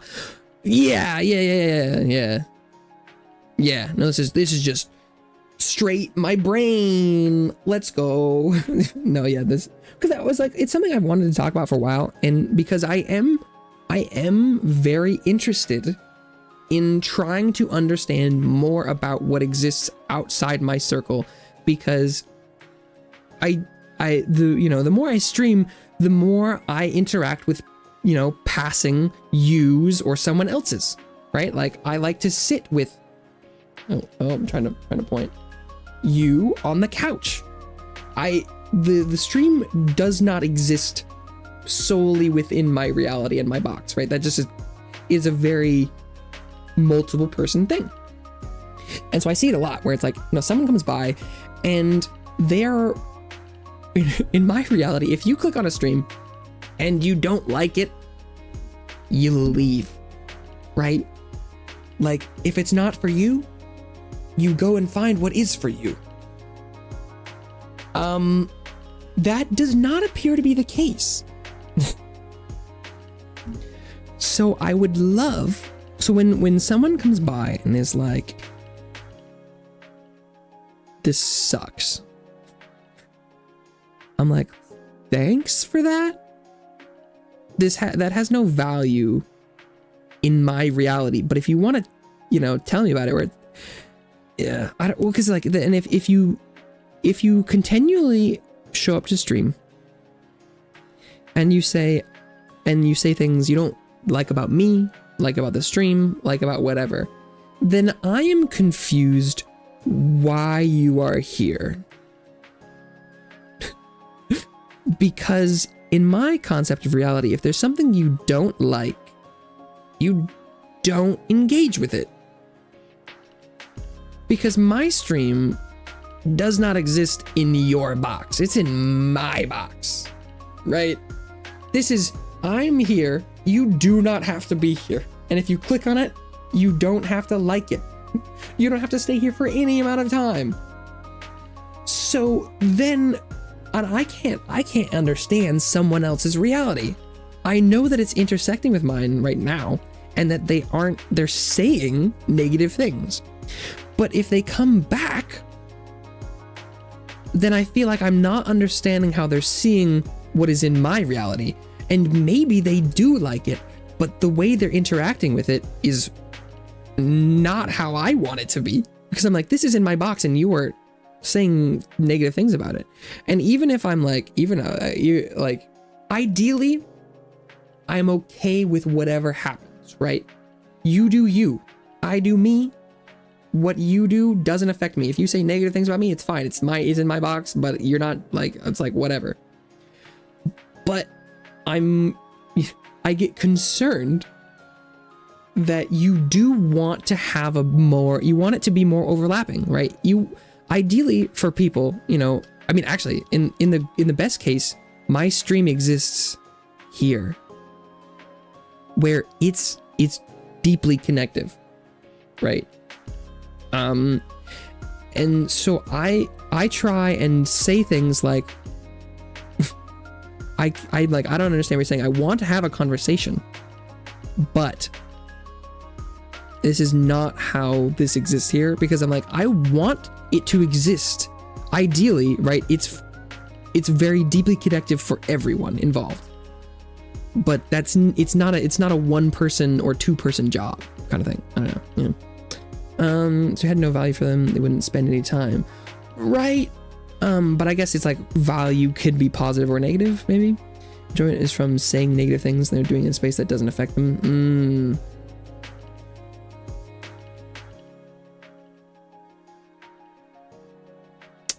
Yeah, no one is obligated, right? Yeah. Express their negativity, spending is good. Yeah,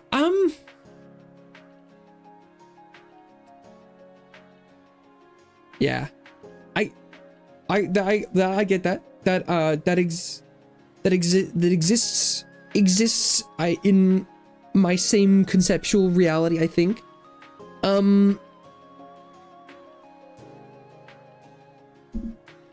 It is something I talk about pretty frequently. Which probably isn't good because it doesn't matter to dwell on it. The only way that this changes is if I hear from someone who does that stuff. But like, yeah, because I am saddened by that, where I'm like, I feel like this could be good for people, but it, Trolls have violated the social contract and don't deserve the protections of the contract.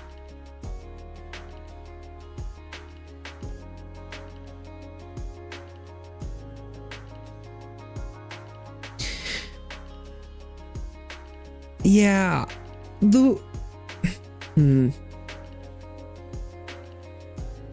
I do think it is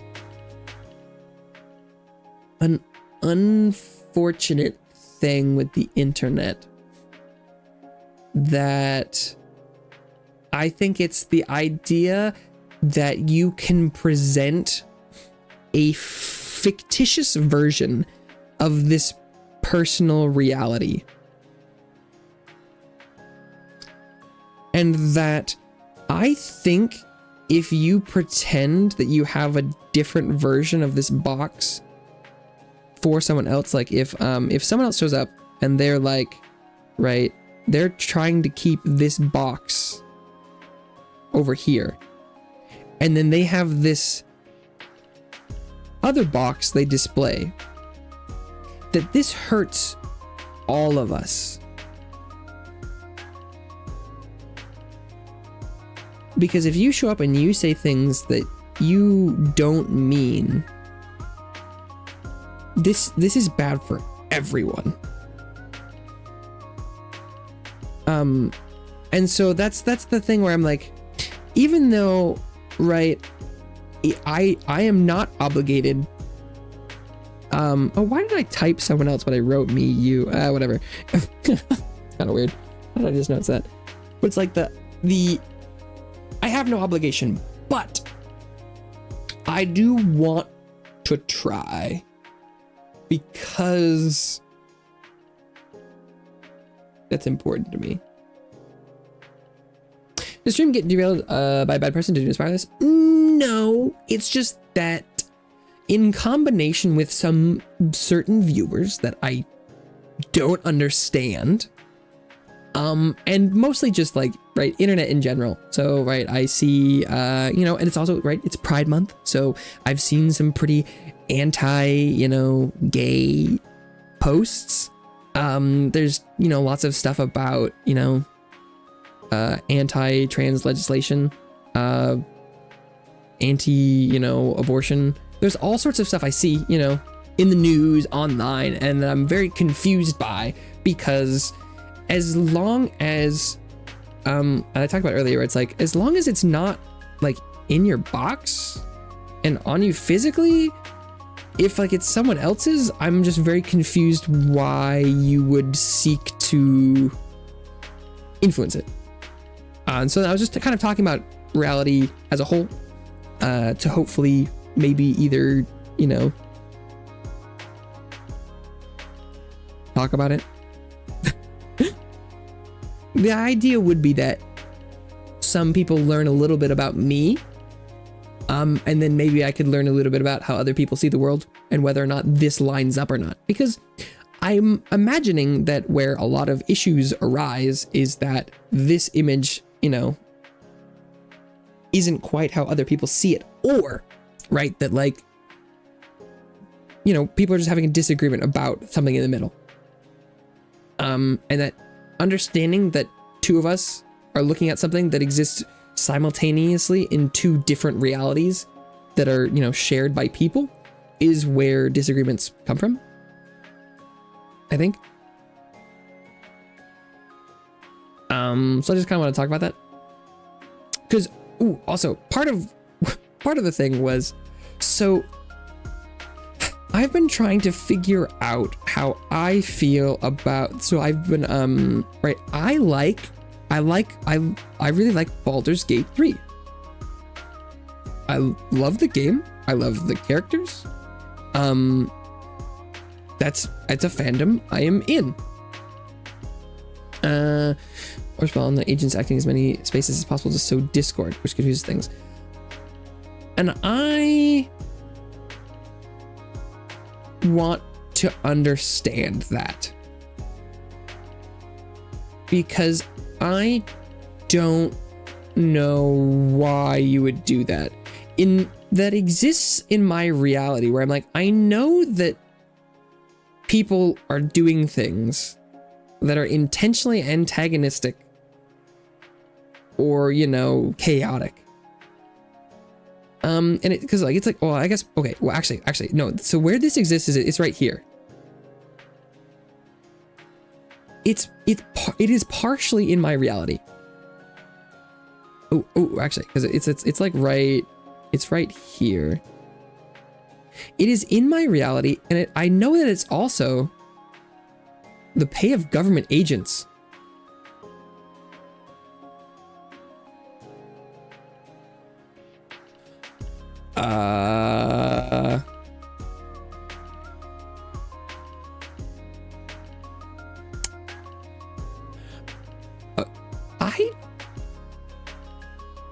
I don't know if that exists in my reality.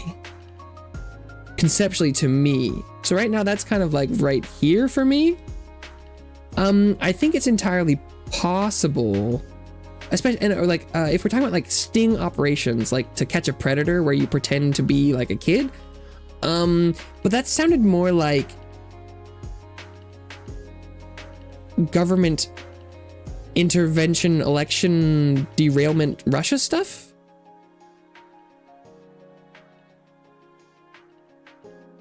And like, I think I conceptually, like there are, you know, like movies and things and plots about like destabilizing civilizations and governments and stuff using like psychological warfare. But I don't know if I see that as real, but I think it's possible that it is.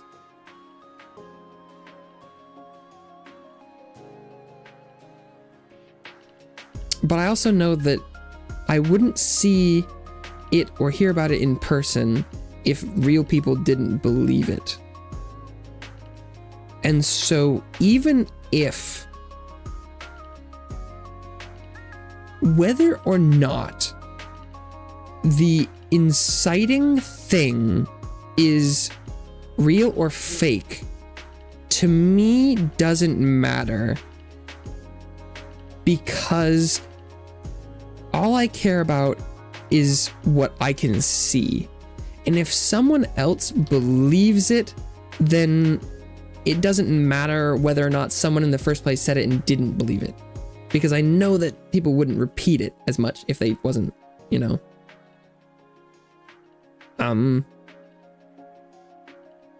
Because like here, and I see part of it, but I don't know why they're doing it. Extreme and excessive ways of sharing views create an internet atmosphere that makes normal bigots become more extreme.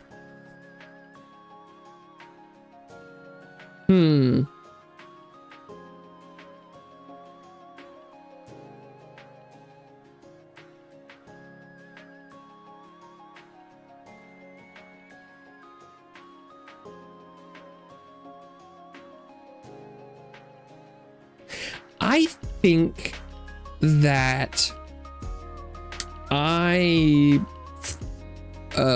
see that like the degradation and like pushing of extremes of people online is kind of just how the internet and algorithms are pushing things. But I think I don't know if it matters to me whether or not it's like planned. I think as long as the flow follows it, then I want to know why the people believe it.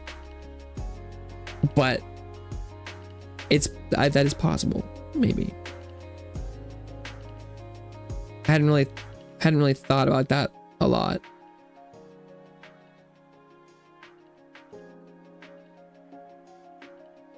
Yeah, Baldur's Gate. So, right, game I like.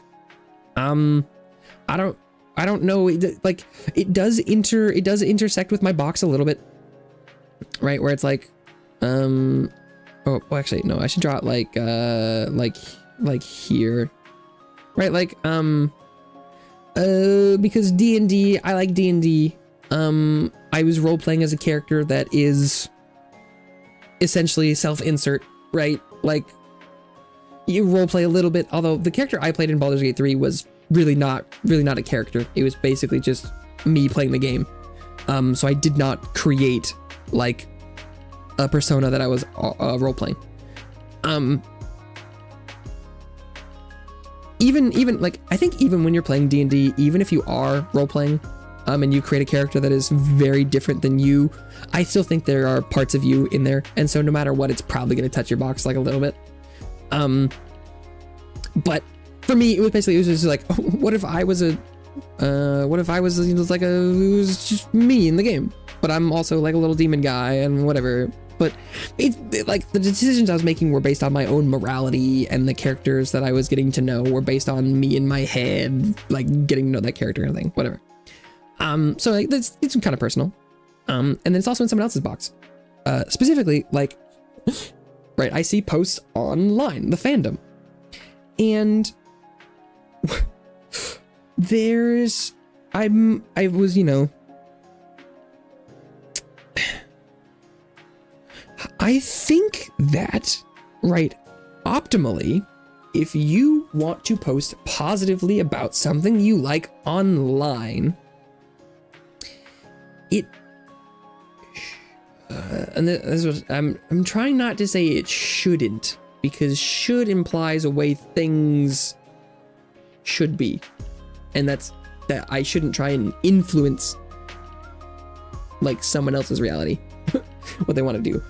But I believe that optimally you don't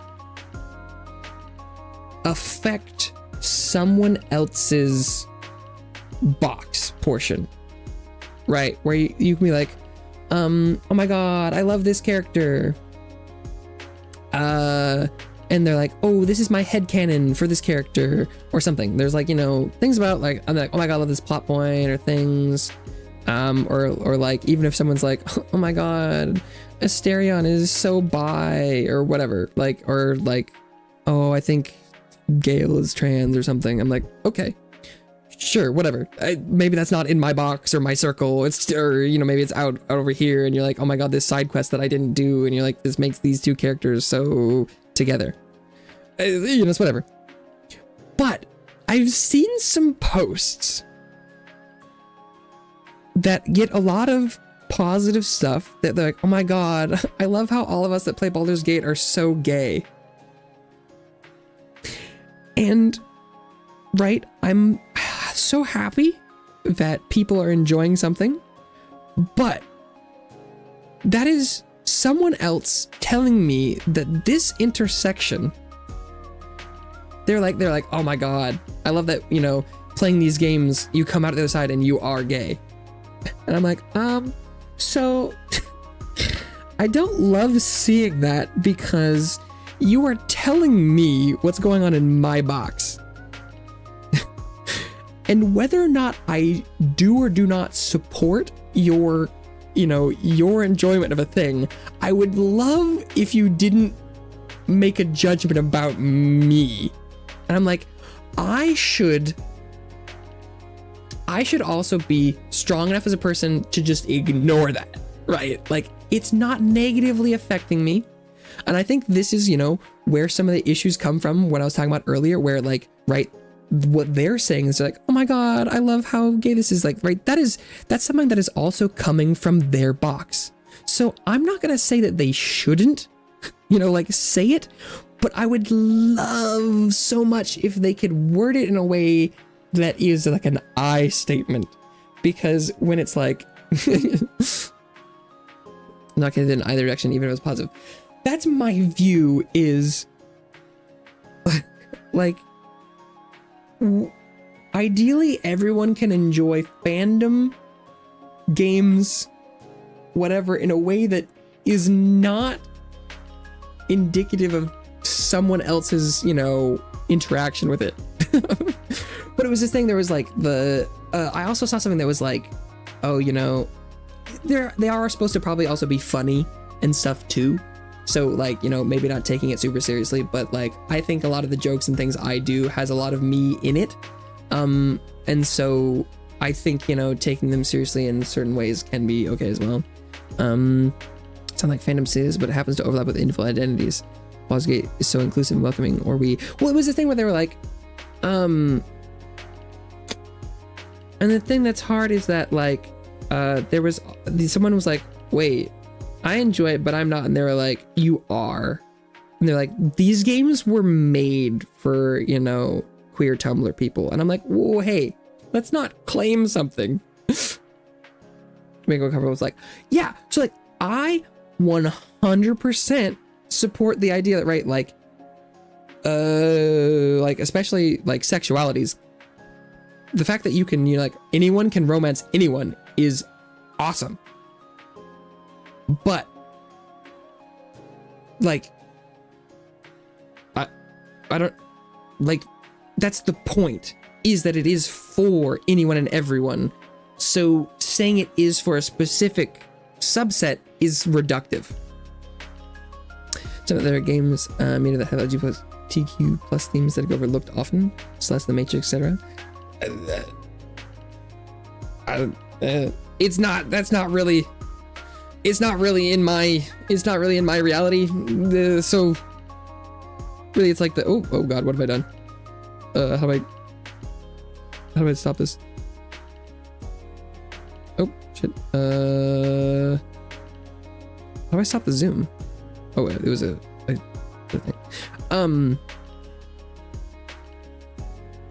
Where it's like the LGBTQ plus theme stuff. Like, I know it's important to people, so I'm not gonna try and like step on that. But I would also appreciate if it went the other way too.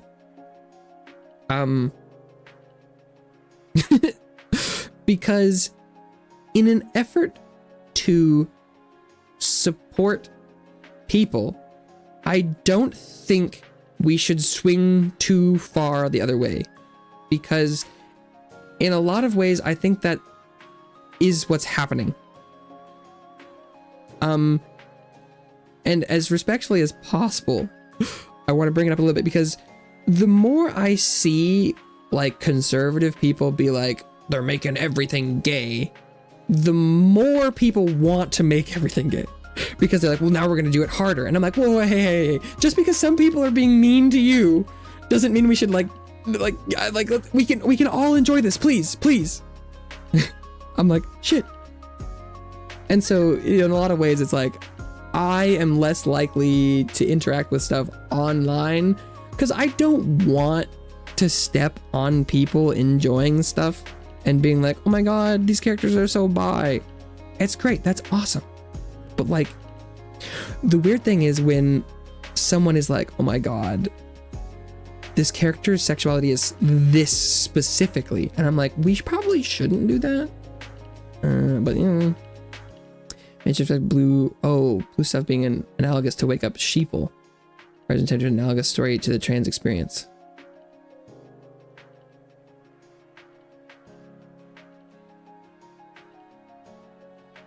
Integral to the art. but people shut that down and ignore it, which is disrespectful.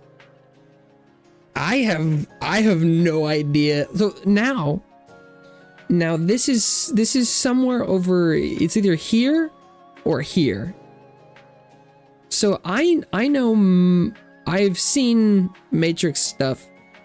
And you're telling me something about it that I would have to look into or hear more about. That sounds like it could be a theme, but I am not aware of it. I'm not intentionally ignoring it or shutting it down. But that definitely is not somewhere over here for me. So I would have to know. Society still defaults cishet, so it does have to be more deliberately stated to not be considered that.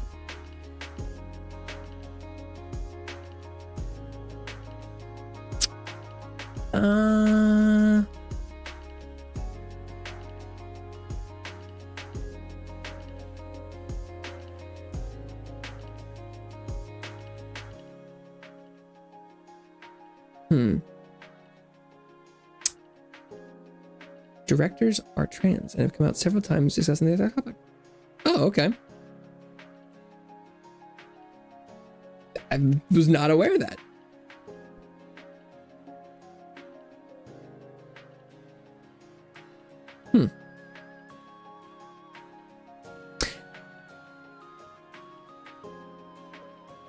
I guess my next question would also be that I had heard that it's possible the script for The Matrix was yoinked, but that doesn't change that the people who actually made the thing were making decisions about it. So that doesn't mean that it changes what the message was, what they were intending. That's interesting.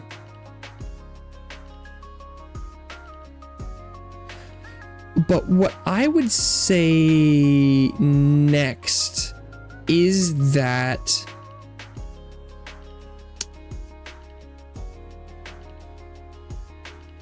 they came out while making the trilogy and talked about it a lot. Okay.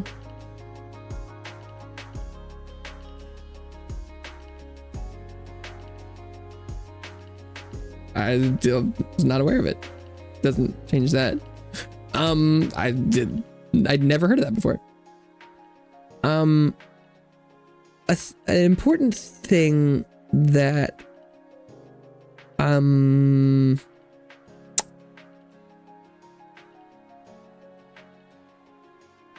this reminds me of, though, is that, so let's say you are making something, right? Probably, you know, like art, a product, a movie, something. Although the more artistic, the better works for this example. Hello, Cameron. If I'm late, internet problems. There is no late to my streams. They just exist. Technically, if you want it to be on time, I start at the same time every day, 10 a.m. PST. Just PT. So get rid of the S. So it's daylight savings, whatever. But like, I don't expect people to show up for the entirety of stream at the beginning. Anyway, Baldur's Gate, because anyone can run with anyone. Yeah, well, because like I don't think there's any, like, definitely. So like, what Mr. Code is saying is that, like, so let's say you are the director for a movie, and you are like, I am making this thing as an allegory for the trans experience, I believe is what, let's see, analogous to the story of the trans experience. Yes, right. So you're like, I'm making this piece of art, and I think then the more broadly, you know, something is marketed, the bigger the, like, the X is going to be, and the more people it'll go to. Because, like, so for you, the director, this half of it, oh, actually, well, I mean, like, really the X is like here, right?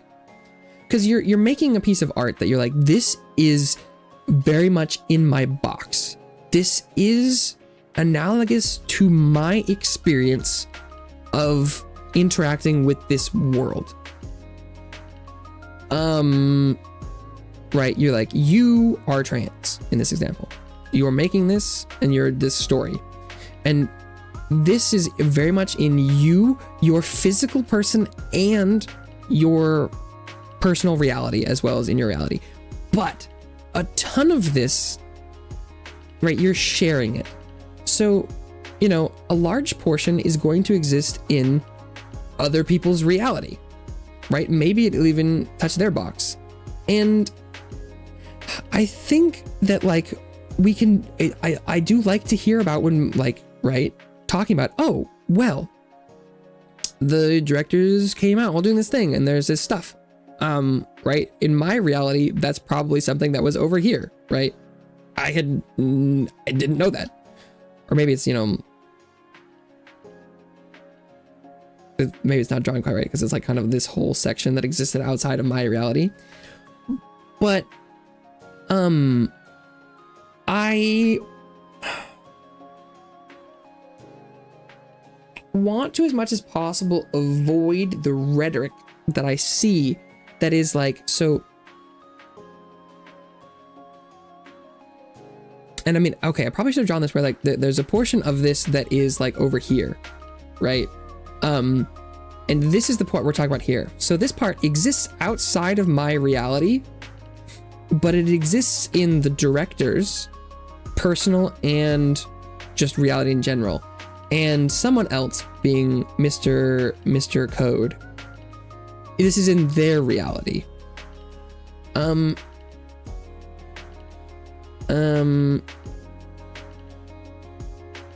Yeah, so I was gonna, I didn't mention the Fallout New Vegas yet, right? But I was going to, because, I saw a bunch of posts about that and was very confused, but I'll get, story gamer people create their own characters different than the story of a movie where the characters are written. Potentially, game devs can make NPCs whatever they want, but other players can't make other players whatever they want. Yeah, where it's like the difference between, right, I think no one should say anything about how you play your character in the game, ideally. But it, yeah, no, it's complicated because it's like, you know, things are gonna overlap realities.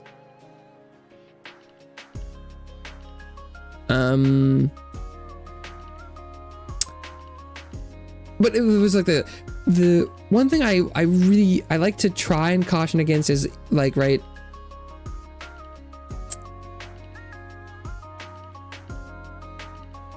if you see this part of this thing, and then I could be over here and be like, oh my god, I love The Matrix, it's such a good action movie, it's just dumb action.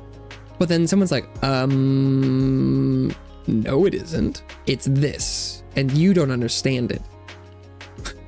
Which is,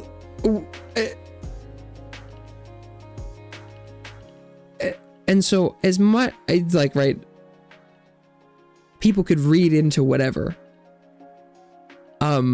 So even if you meant it as positively as possible, right? If we weren't being like, you're such an idiot, I can't believe you didn't even know the true meaning behind things. But like some people do that where you're like, oh, I can't believe they didn't get it. It not knowing this part doesn't mean that this person's reality is like wrong. And so I'm probably, you know, not a victim of that, or, you know, I can be blamed for that. No, I'm at fault for doing this for sure. I'm trying to get better, but it's like, yeah, I don't know. But the Fallout New Vegas thing was very interesting. Not being negative must come across as positive. I don't know. But it was there's, you know, meme where it's like, oh, because I didn't get where I saw a bunch of memes about, they're like, oh my god, Fallout New Vegas is just a trans game and you play it and it's like the trans experience, and I was like, what? Huh? And then people are like, yeah, you play it and then you are trans, and I'm like, okay, this is probably like funny for someone, and I'm not like offended, but I'm very confused why this would be the tack you take. Why are you putting woke politics in my action movie type of people? Yeah, that's a that is also a very different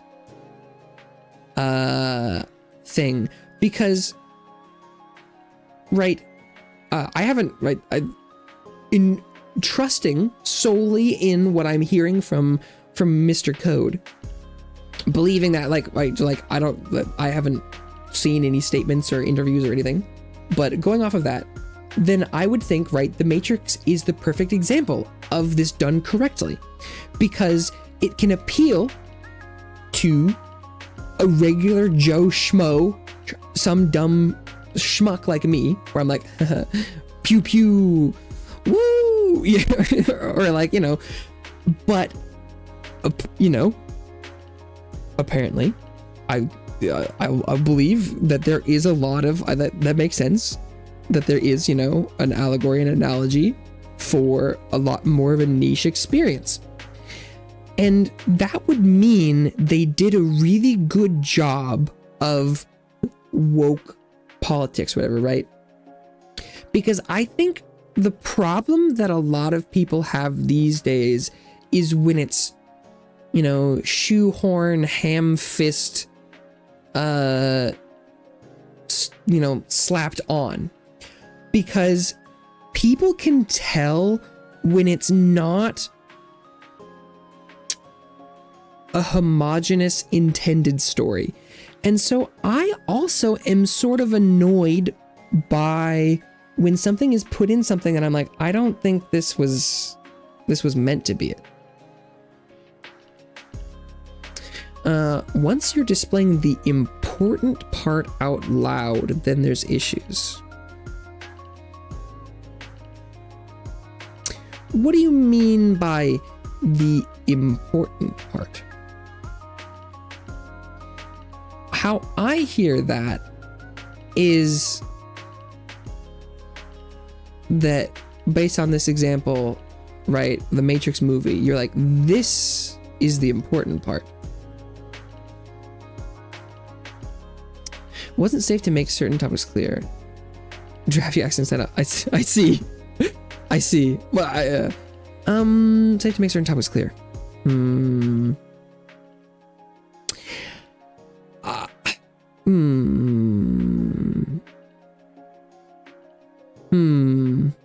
Because you're saying that if they had made that now, then it might have been more overt. And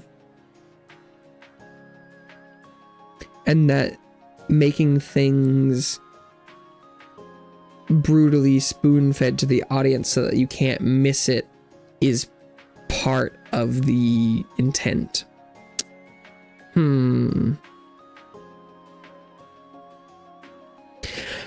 I think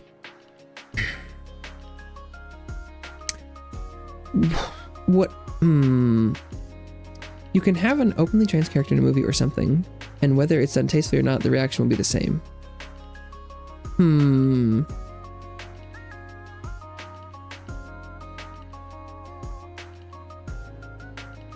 I think I see what you're saying.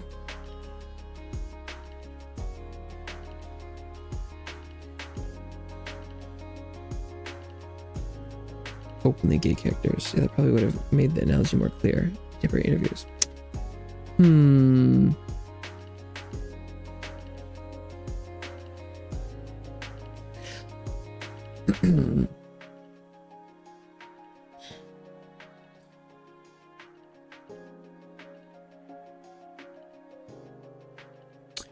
Why trans people exist generally, in my view, what difference does it make if a side character uses different pronouns or not?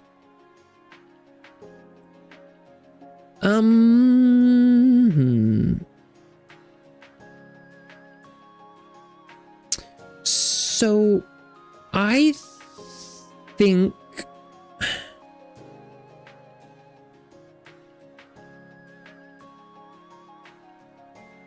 doesn't be prevalent when people still react visceral. Well,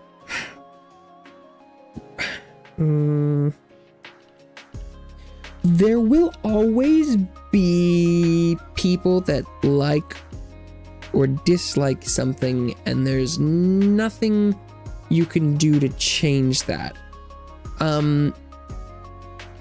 I am definitely in the camp of that. I'm not a big fan of when you put something in deliberately when it isn't.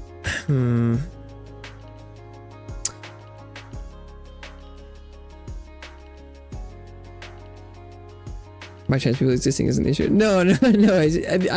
What the issue that by chance people existed.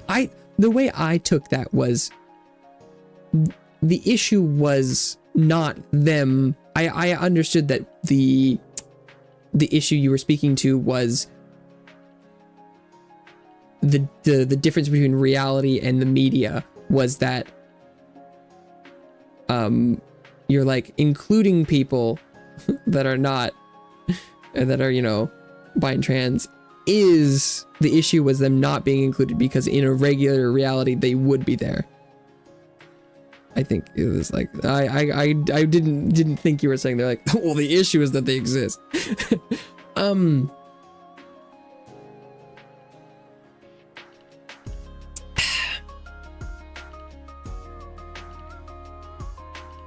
write anything that is a problem in a screenshot.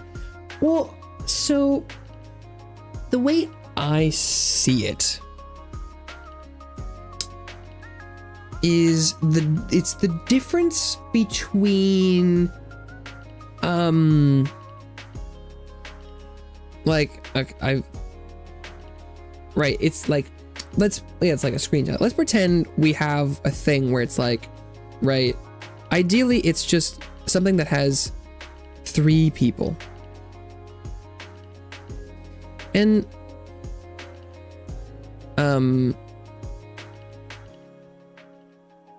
whether or not you see these stick figures as 3 straight men or as like one gay dude and a trans woman and whatever you want, right? No matter what these characters are, identify with as who they are as people. The thing that I think is important is trusting the audience to know about them and their value as characters without making it their like defining features. Because I want this to be 3 named characters that are individual people that I can come to know, love, respect, hate, whatever. Good characters.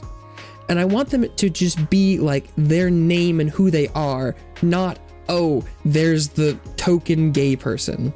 Here's the one trans person they put in. Because I think it's more reductive to insert a character that is a token something than just making them part of the story. If that makes sense.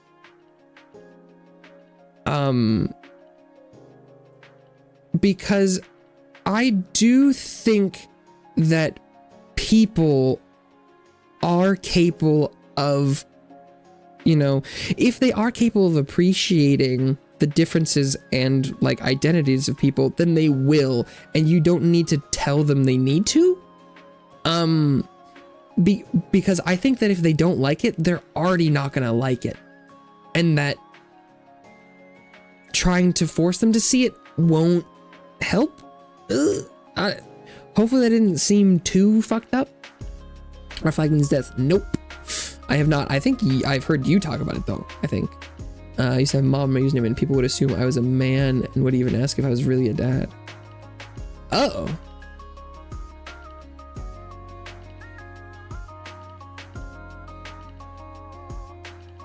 Damn. Mom and my username and people assume I was a man and even ask if I was really a dad. So wait, that's interesting. Huh.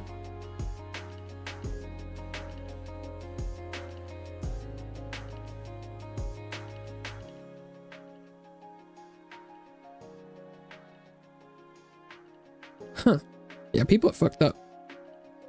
But hopefully, like, because I do, tokenization is bad, but acceptance should be there. Characters should be able to have they, them pronouns, etc. without them presenting as a token character. Yeah, right. I think that's the problem, is I think that I feel that a lot of modern writers and depictions aren't doing a very good job. And that is not to say I want the media I consume to be diverse and supportive and inspiring for all people, but I don't want that to be at the disadvantage or cost of quality, which I think has been the case. I personally believe that, which is unfortunate because I really want that to be a thing. OMG TDS, hello. I think that queer characters should be able to pop up in non-queer stories. I think so too, but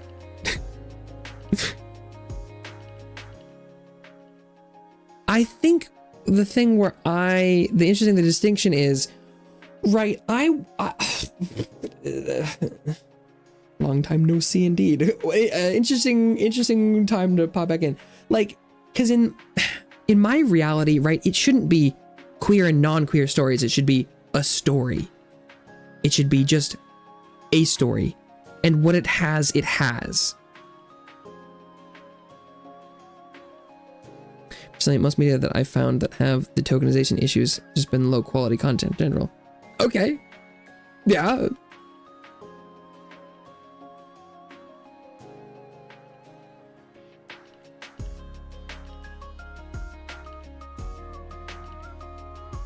Yeah. I think it is. I think if. Right,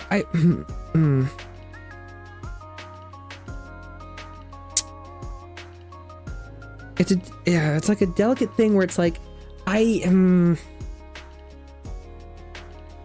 because I think if it's done perfectly enough, you almost don't notice. Not that you shouldn't, it's not like you should be ignored, but like, I don't know. Can't think of something that was made worse due to this low quality representation. Best tokenism bloods black with their heaven Tolkien. Token white guys. Hope you've heard that joke before. What?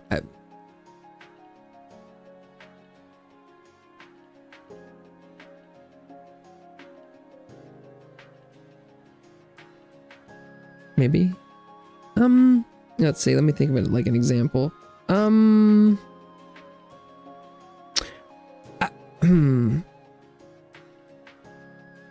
What? Let's see. What can I think of?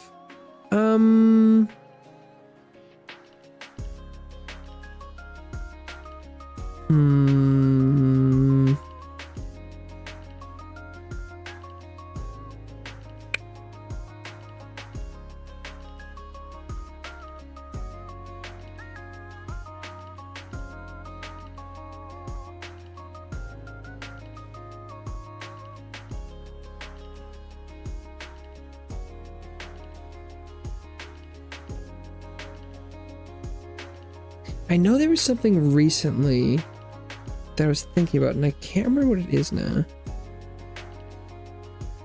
Black Panther had 2. What? Because it literally had Gollum. Is that the joke? And you're like, okay, I think I get you. You're like, it had Gollum and Bilbo. No, I had not heard that before. Yeah. And Bilbo. Yeah, I know my Tolkien. I had not heard that before. Show an example of it working well. I didn't register that they were the only ones until reading the joke a year after watching the movie.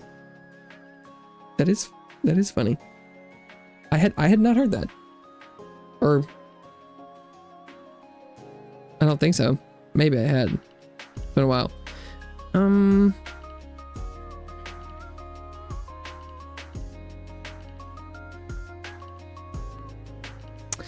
I guess one of the things that I will say now that we've mentioned Tolkien is that the Rings of Power show, to me,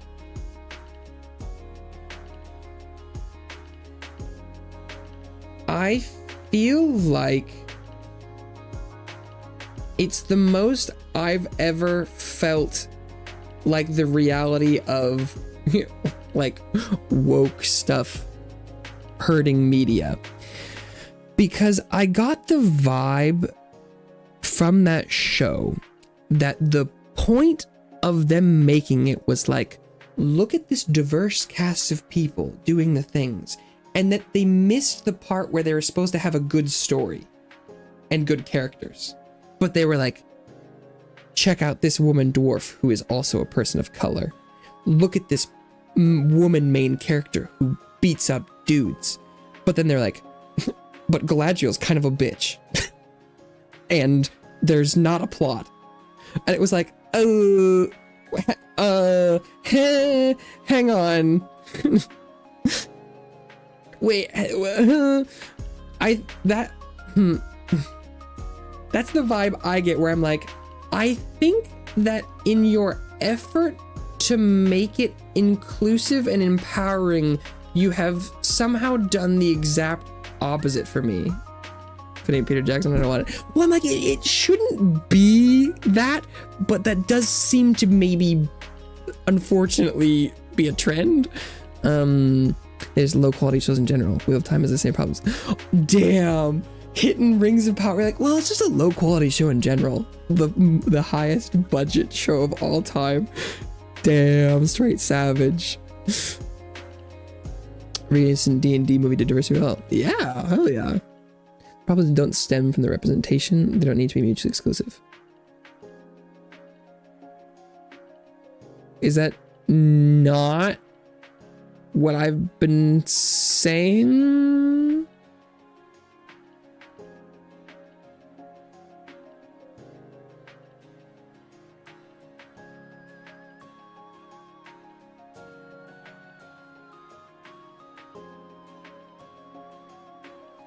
Is that not what you think I've been saying?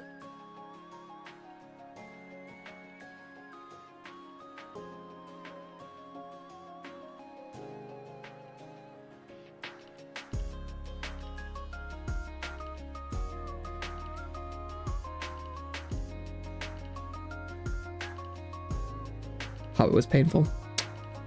Some parts of it were. For me.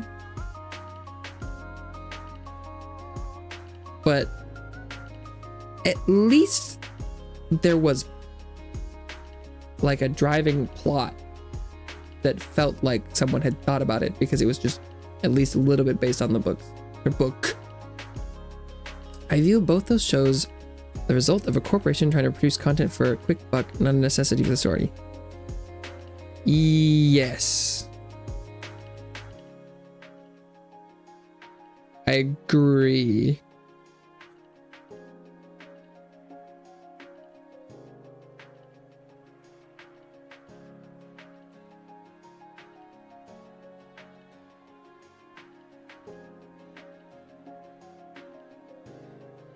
Ooh.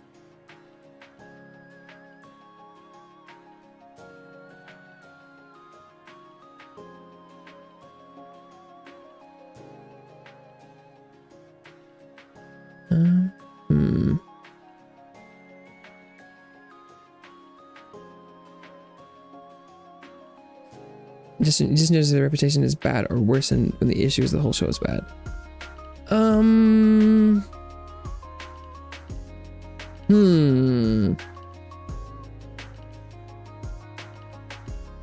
Extensive illustrations. Is that The Hobbit? Fanfic. Oh.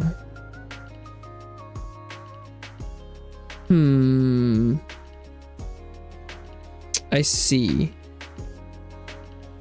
That because it's like you were like, it's a product from Temu. It's a plastic piece of garbage, and you get it, and the sound quality is bad from a speaker, and you're like, I don't think it's right to say that the product was bad because the sound quality was bad because the whole thing was shit in the first place. Is the idea there, where you're like, it wasn't that you're like, if you changed a part of it, it wasn't gonna fix it.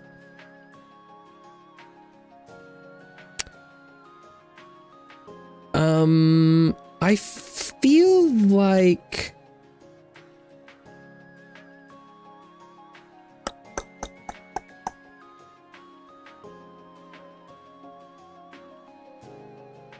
that's what I was saying from the start, and so then I got confused through the middle when I felt like that wasn't what you were saying.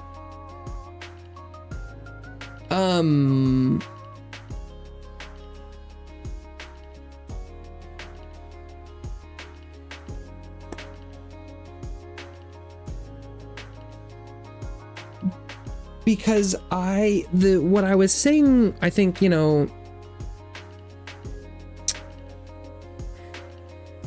I think that it is part of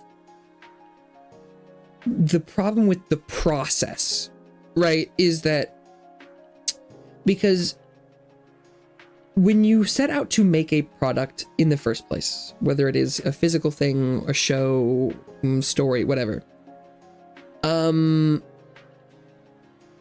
it needs to be about the holistic outcome from the start. And that I think the idea of trying to build something with the pieces you want to be in the end product results in an end product that is not of holistic quality. And so while it isn't the fault of representation in the product being bad, I do think it is possible it is a key factor in the slippery slope logical fallacy that happens. Because what I see in my head, my reality is, right, like if someone's like, we should make a movie about this thing, and then someone's like, hey, make sure it has this thing, and someone's like, I guess I could fit that in. It's not in the main plot. And they're like, no, it needs to be in the main plot and people need to know it. And then that will lead to a deterioration of the direction of the story and the setting as a whole, possibly. That's the vibe I get from certain things, is like, right, especially with something like Rings of Power, or you're talking about Wheel of Time, where like you have a story already. So the decrease in quality probably has something to do about what you're changing.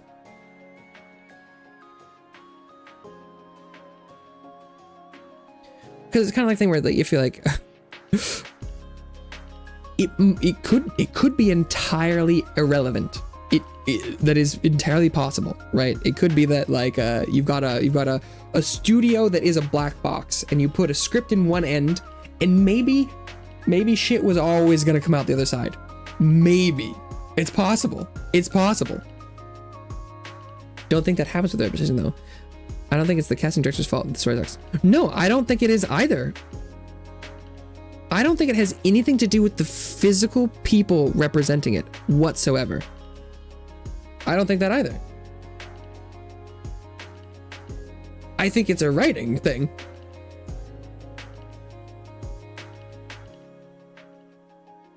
I hear what you're saying, but I see it as relevant to Star Wars and Marvel stuff. I do think it is relevant to that. Should it not be relevant to those stories? Rather, they make their own stories rather than change existing ones to existing universes. Yeah, I think that's good in general. I don't think that has to be the case. I don't think it's impossible to make different stories with existing things. I don't know if I've really seen it yet, but I if you're going with the same ideas, then I don't think it's bad. People like X character make them important to a Y plot, even if it doesn't need it. Yeah.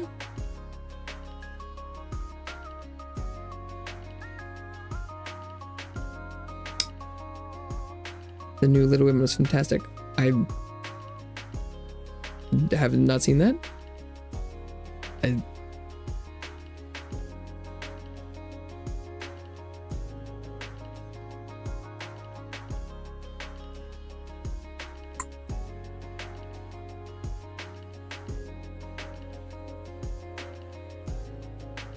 To make drastic changes to the source material, you might as well make your own thing.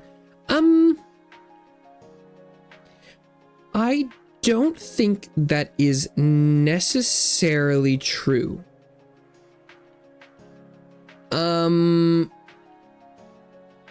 Because the thing I always return to is that the original Lord of the Rings trilogy movie has some drastic changes from the source material.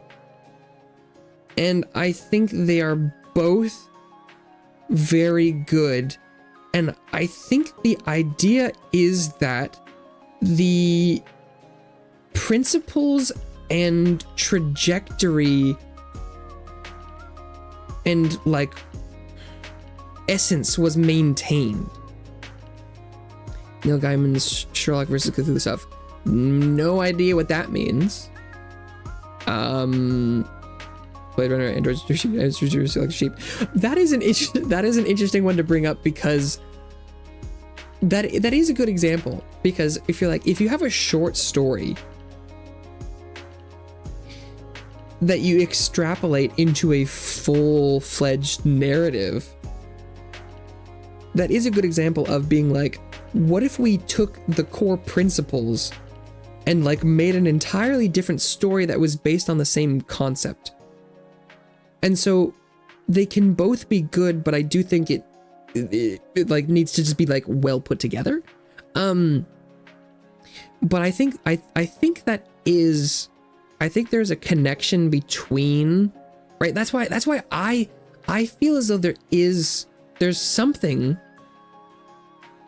that goes awry a lot when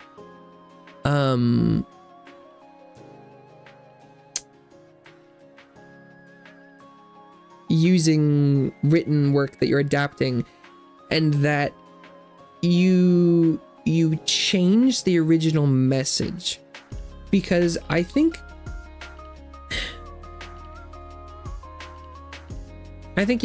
people are pretty good about themes and core narrative, direction. Gaiman wrote a novel about Sherlock Holmes solving mysteries related to Lovecraftian horrors. Huh. Okay. Nice. That's interesting. Expands on / establishes a new canon. That's pretty sick.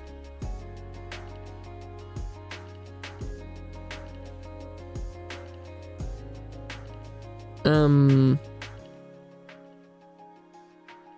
of what we're talking about, right? Yeah, I think so. Because it's like, right, that is an existing IP, Sherlock. Herlock Sholmes.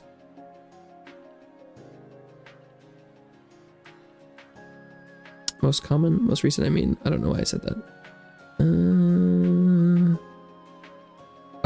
The most common Star Wars trilogy, most recent. Just a lot of lore that people didn't appreciate. Yeah.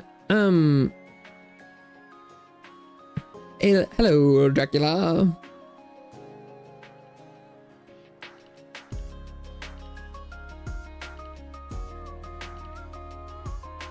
Because it's like one of the things is I think that, right, if you want to make something that is even overtly like, right, if the theme is something like you know, like you should appreciate who you are as a unique person, and it could be a story about, you know, like someone who is unique, different than other people in certain ways that are maybe not appreciated by society, that like you can go out and make a really good story about that, but you shouldn't try and make something that has like an existing core moral and like co-opt it. And I think that's one of the main issues that I see is like that they're like, oh well, when you include something then the message should change to be something else, whereas it should just be part of it. I didn't really say a lot of quantitative words there, so that probably doesn't really mean anything.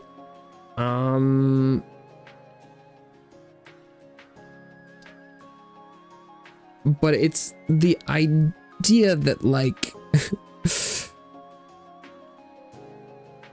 right, the core of a story should be well, maybe not should be, but like the most common, most successful things have a core that is rooted in like a really basic shared reality, right? Where it's like a good story, I think, touches, right, your personal reality box, that like I have a personal connection to this.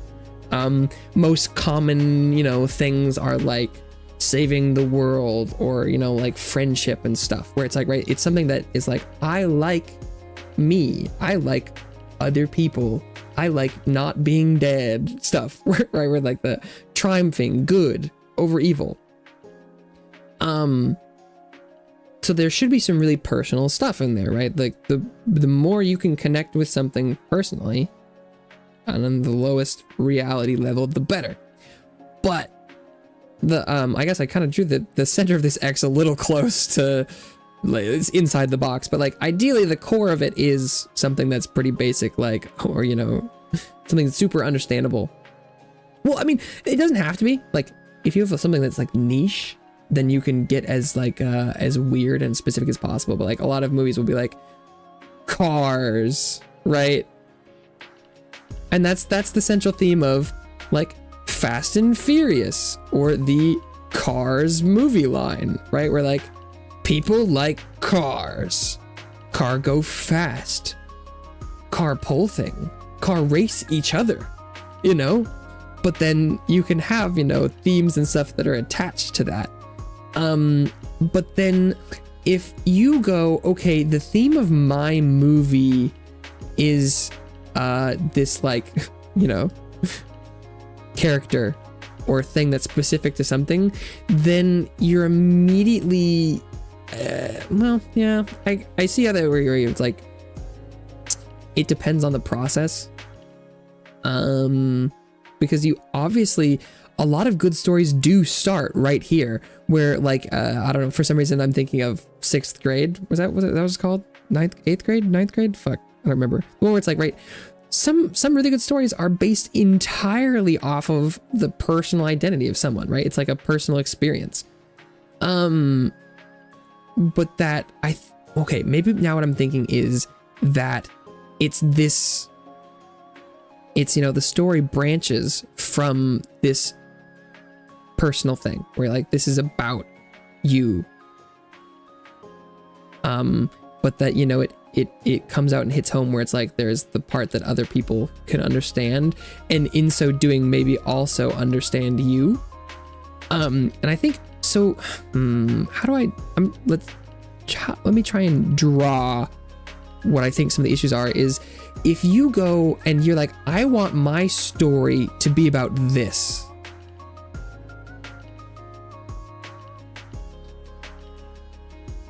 And because you're like, I want it to be about everyone's personal stuff.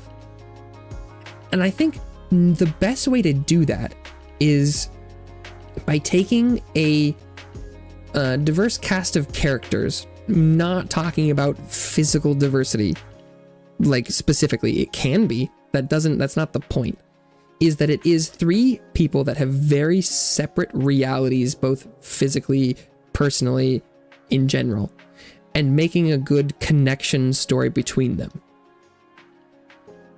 What I think and feel like I see is they go, we want to make a story that's about people and celebrating people. And then they go, okay, so we'll just include this thing, and this thing, and this thing. And since they all exist within this bubble, we did it. And then that makes a not cohesive thing, is what my reality looks like. Oops, I brought back this cast of characters. Because I think it fundamentally, to me, does not matter who these people are, who me, you, someone else is. The characters in a story. I think they could be, right, they could be aliens. They could be any race of people we have on Earth. They could be any identity, sexuality, whatever. As long as they're written well and understandable, and then have a good connection between them, like that's the good stuff. And so then from my perspective, a lot of times the breakdown of that is the characters. Whether or not that's true is probably something that exists like over here, where I'm like, I think I'm like, I see this and I'm like, there's a movie and I think this is why this is bad. And you're actually like, well, actually, I think that was only half of why it's bad. It was just all bad.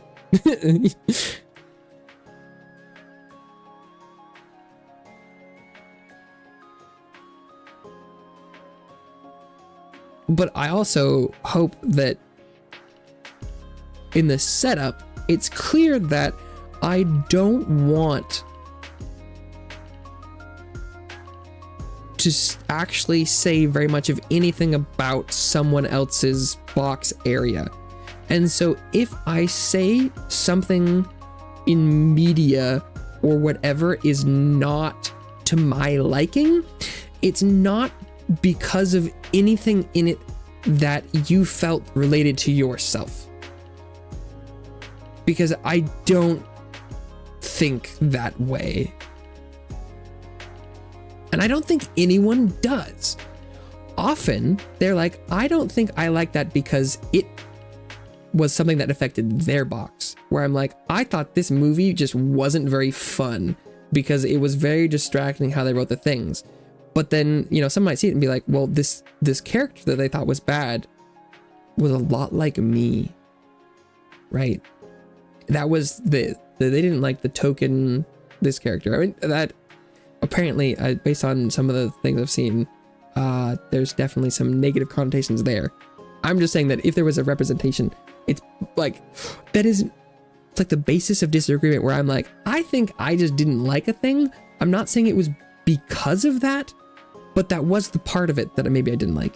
That doesn't mean it was the reason, though. Well, no.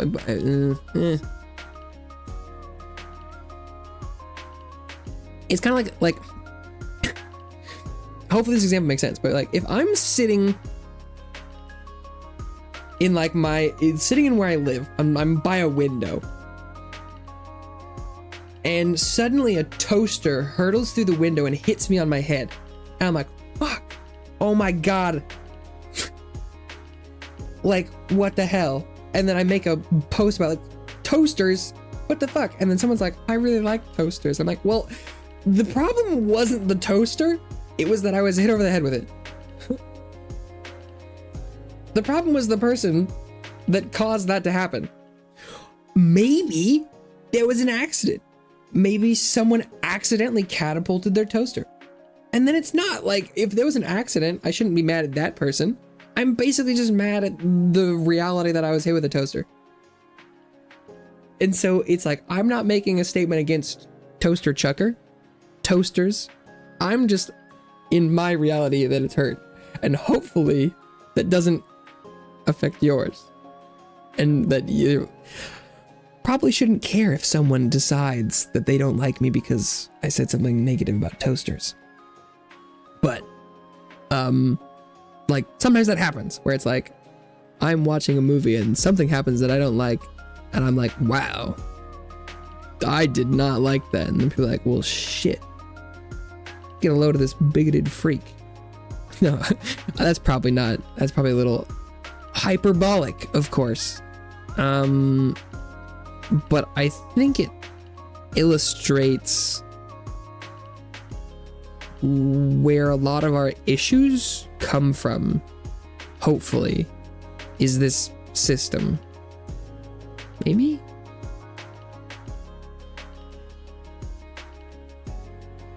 And like, ideally, we exist in a world where this is perfect harmony, but there are so many people that it is just impossible to do this right. But I think it gets so much easier when we realize how this works, or at least this is how I think it works. If this isn't how it works and you think so, let me know.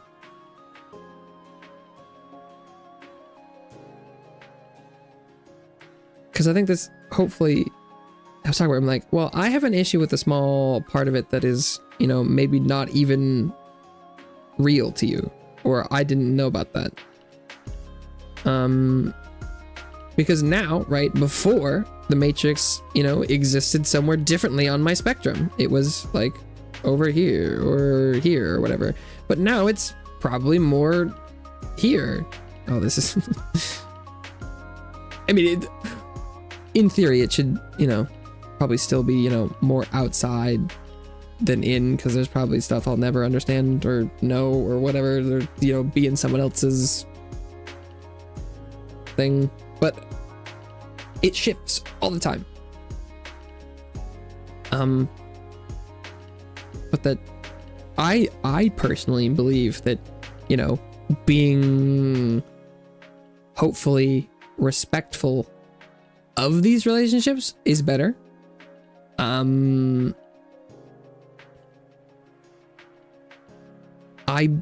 am 100% certain that some of the things I said probably just like recently, people wouldn't view as respectful of their box. I fervently believe that is not my intention. But I don't know if it's avoidable.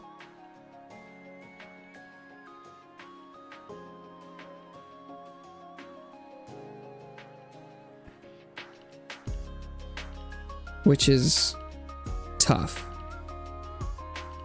Because when I speak about media, and there was like, you know, having a discussion about I'm saying a thing is bad, where like, right, we're talking about, you know, representation. And I think that me and Mr. Code were, you know, talking about stuff that was like,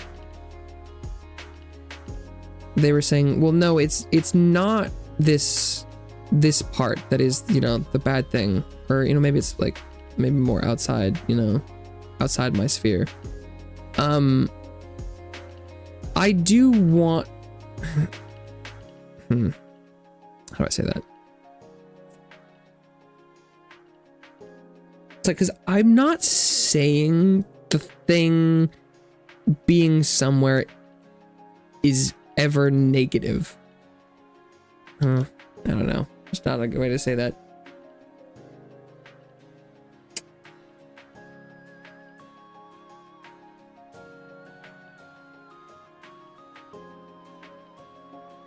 Just, you know, talking about perceptions of reality.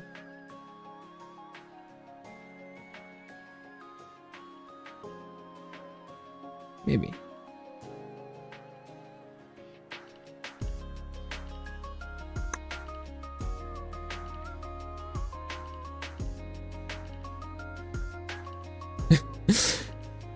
I think that's most of the things that I had set out to talk about.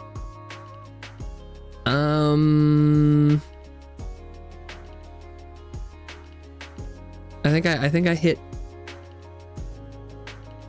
most of the key points.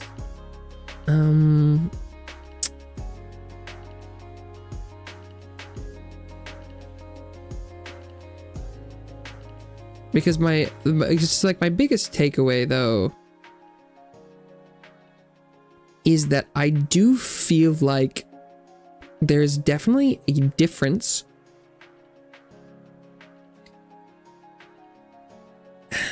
in how people see this network of connections between people. But I also know that communication can very much be some of the biggest breakdowns, because even like, you know, today we're talking about stuff, it can be very easily misconstrued or just misunderstood, right? Like the words someone says, the posts they make, the things they say originate from their physical space, their personal thing, but that they extend, you know, out. And in a lot of ways, right, they will go and they will this concept, this idea, this large thing, this, you know, communication. It goes from my reality to yours, and it might go beyond my perceived reality, right? Like the intersection with you can have completely incomprehensible, unpredictable effects. Because what we say, what we make, what we create, I might think I understand the whole of it, right? Like to me, what I say could look like this, right? It's like these are my thoughts in my head.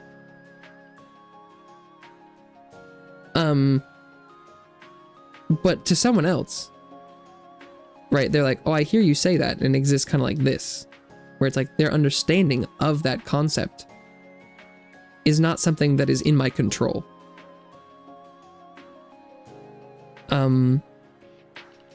Which makes it really tough, right? It makes it impossible to not accidentally, negatively, positively, whatever, impact someone else and their reality, because this circle and like this box, this person, these things are not something that someone else can ever fully grasp. And so I try my best, and that's all any of us can do. But I want, hopefully, to know more, because there are still some things that I do not get. Like there are things I'm working on, like especially with the conversation today, where I'm like, I want to be as supportive as possible while also having critical conversations about art, media, literature, stuff. Like I want things to be good. I want moving pieces of art and literature and stuff, and I don't want it to be based on, well, not based on, but it's like I don't want the success of it to be determined by outside factors other than just the the worth of the thing. And that it can mean different things to different people, but I just, I don't know. Sort of that idea. And I want to work on that. But I also see a lot of people's realities clashing so hard with each other that hopefully maybe sharing this might help people move to, because I do believe that we can all coexist peacefully and happily. But that does sort of start with trying not to trample forcefully other people's spaces.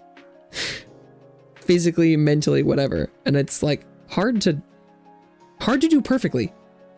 Very hard to do perfectly. I don't think I'm capable of it. I'm going to try. Maybe it's not the correct way to do things. Maybe, I don't know. Like, maybe more strict stuff is better. I'm not sure. But it's also pretty easy to not be an asshole too. And that's one thing that some people are not doing.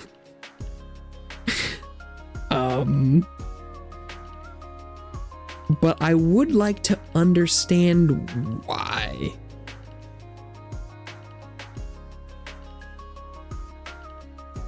Because I don't really get it.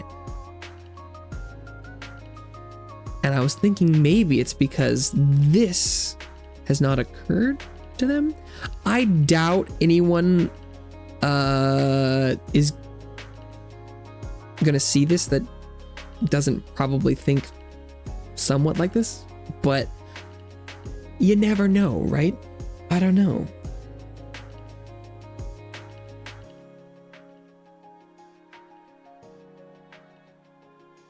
I think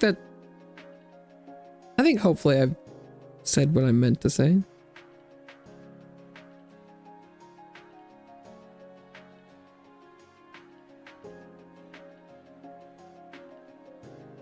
Hopefully.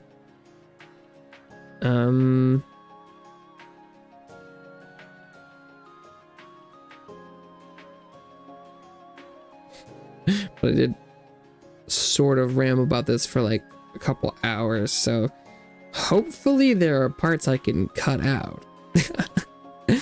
Make a more succinct video. I hope that made sense. Fingers crossed.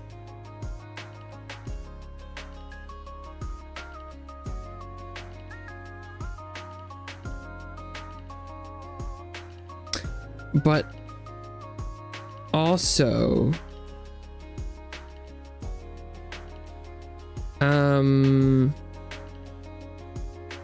as far as my intentions with this is like, hopefully this also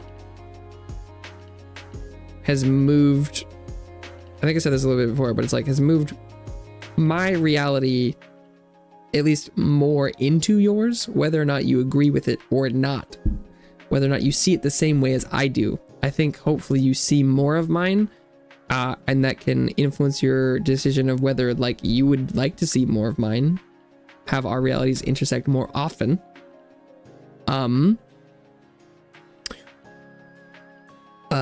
Or just change your perspective a little bit, or I don't know, makes you think about how you see things and then come back and tell me that you're like, huh,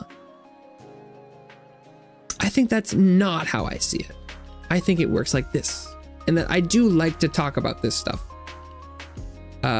So if ever anything comes up around these sort of things, I'm always down to talk about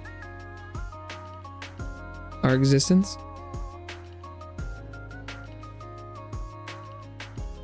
Because it's up to, right, it's really up to us. Like we can bingle bung boom bum around in our little realities as much as we want, but like we are ultimately the controlling factor of what goes on in here. Like, if you interact with other people's realities and stuff, you can be like, oh, no thanks.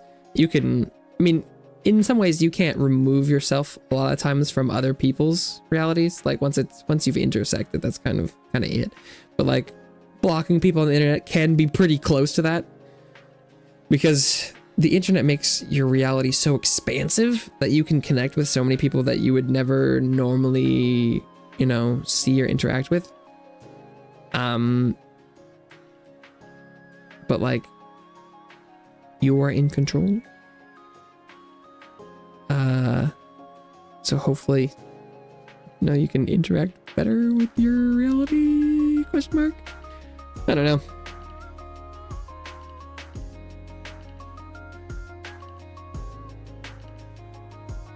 I think that's all I got for now.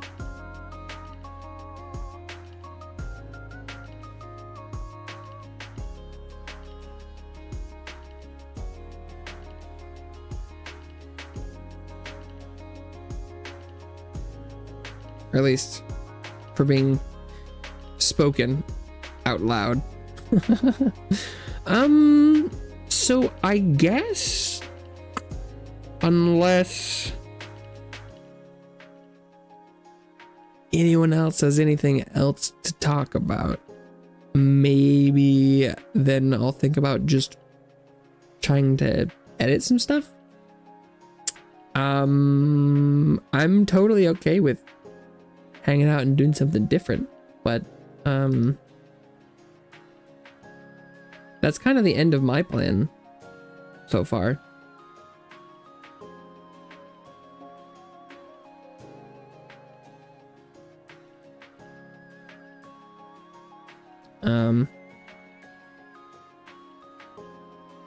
It is also nice to know that sometimes I think about, I haven't done one of these chatting streams in a while. And someone's like, could I even talk about things? But if I come in with an idea what I want to talk about, I can yap for a bit. It is nice when there is interaction as well to continue things on, because I think at this point I do think I've probably hit the end of my reality tape, so to speak. For now.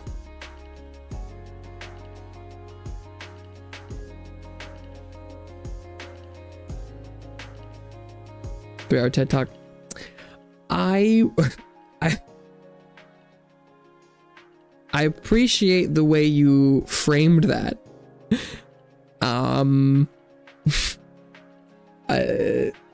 I don't think this would be anywhere near the level of like cognitive rock tumbling required. Because I like, as far as a TED Talk goes, I feel like, you know, those are like a pearl that has been distilled down to a good essence. And today you got more like some sludge that probably has some good stuff in it, but it's not succinct. It hasn't been processed. You got some like, what's like crude oil, where like at some point it might be something you could use that would be very valuable, but not right now. It's kind of just got like some gravel and like other crap in it. Miss some of it. Well, the beauty is it will all be available all the time. And ideally, I think I am going to try and distill it down a little bit more. I'm going to try and reduce the sludge by like, hopefully a lot. I will probably cut most of me talking about like chat stuff and go with more of like the central ideas. That doesn't mean I value it less, but I think that'll probably be, I mean, I hope some people watch it that don't normally see my content, but I can't control that. Yeah. Pretty happy with that. I still got it. I can yap. I can talk.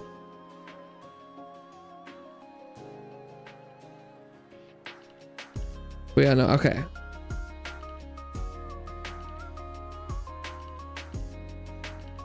I think I will wrap it up for today and see if I can't try and get myself to do some editing work. I felt up to it last night before I had to actually confront myself with the reality of doing that work. So we'll see if I can do it now. I think I'm more likely to do it if I stop early. Maybe. We'll see. We'll see. I don't know. Let me know if you think of anything. If ever want to talk about random stuff like this in the future, I don't know. Always open to random asides. So thank you so much, everyone who stopped by today for something a little different, perhaps.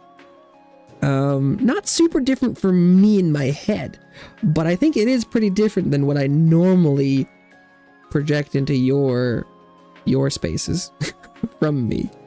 But I really appreciate you hanging out, especially if you talked a little bit, or I mean, like, maybe even more so than I can comprehend if you just listened and tried to understand where I'm coming from.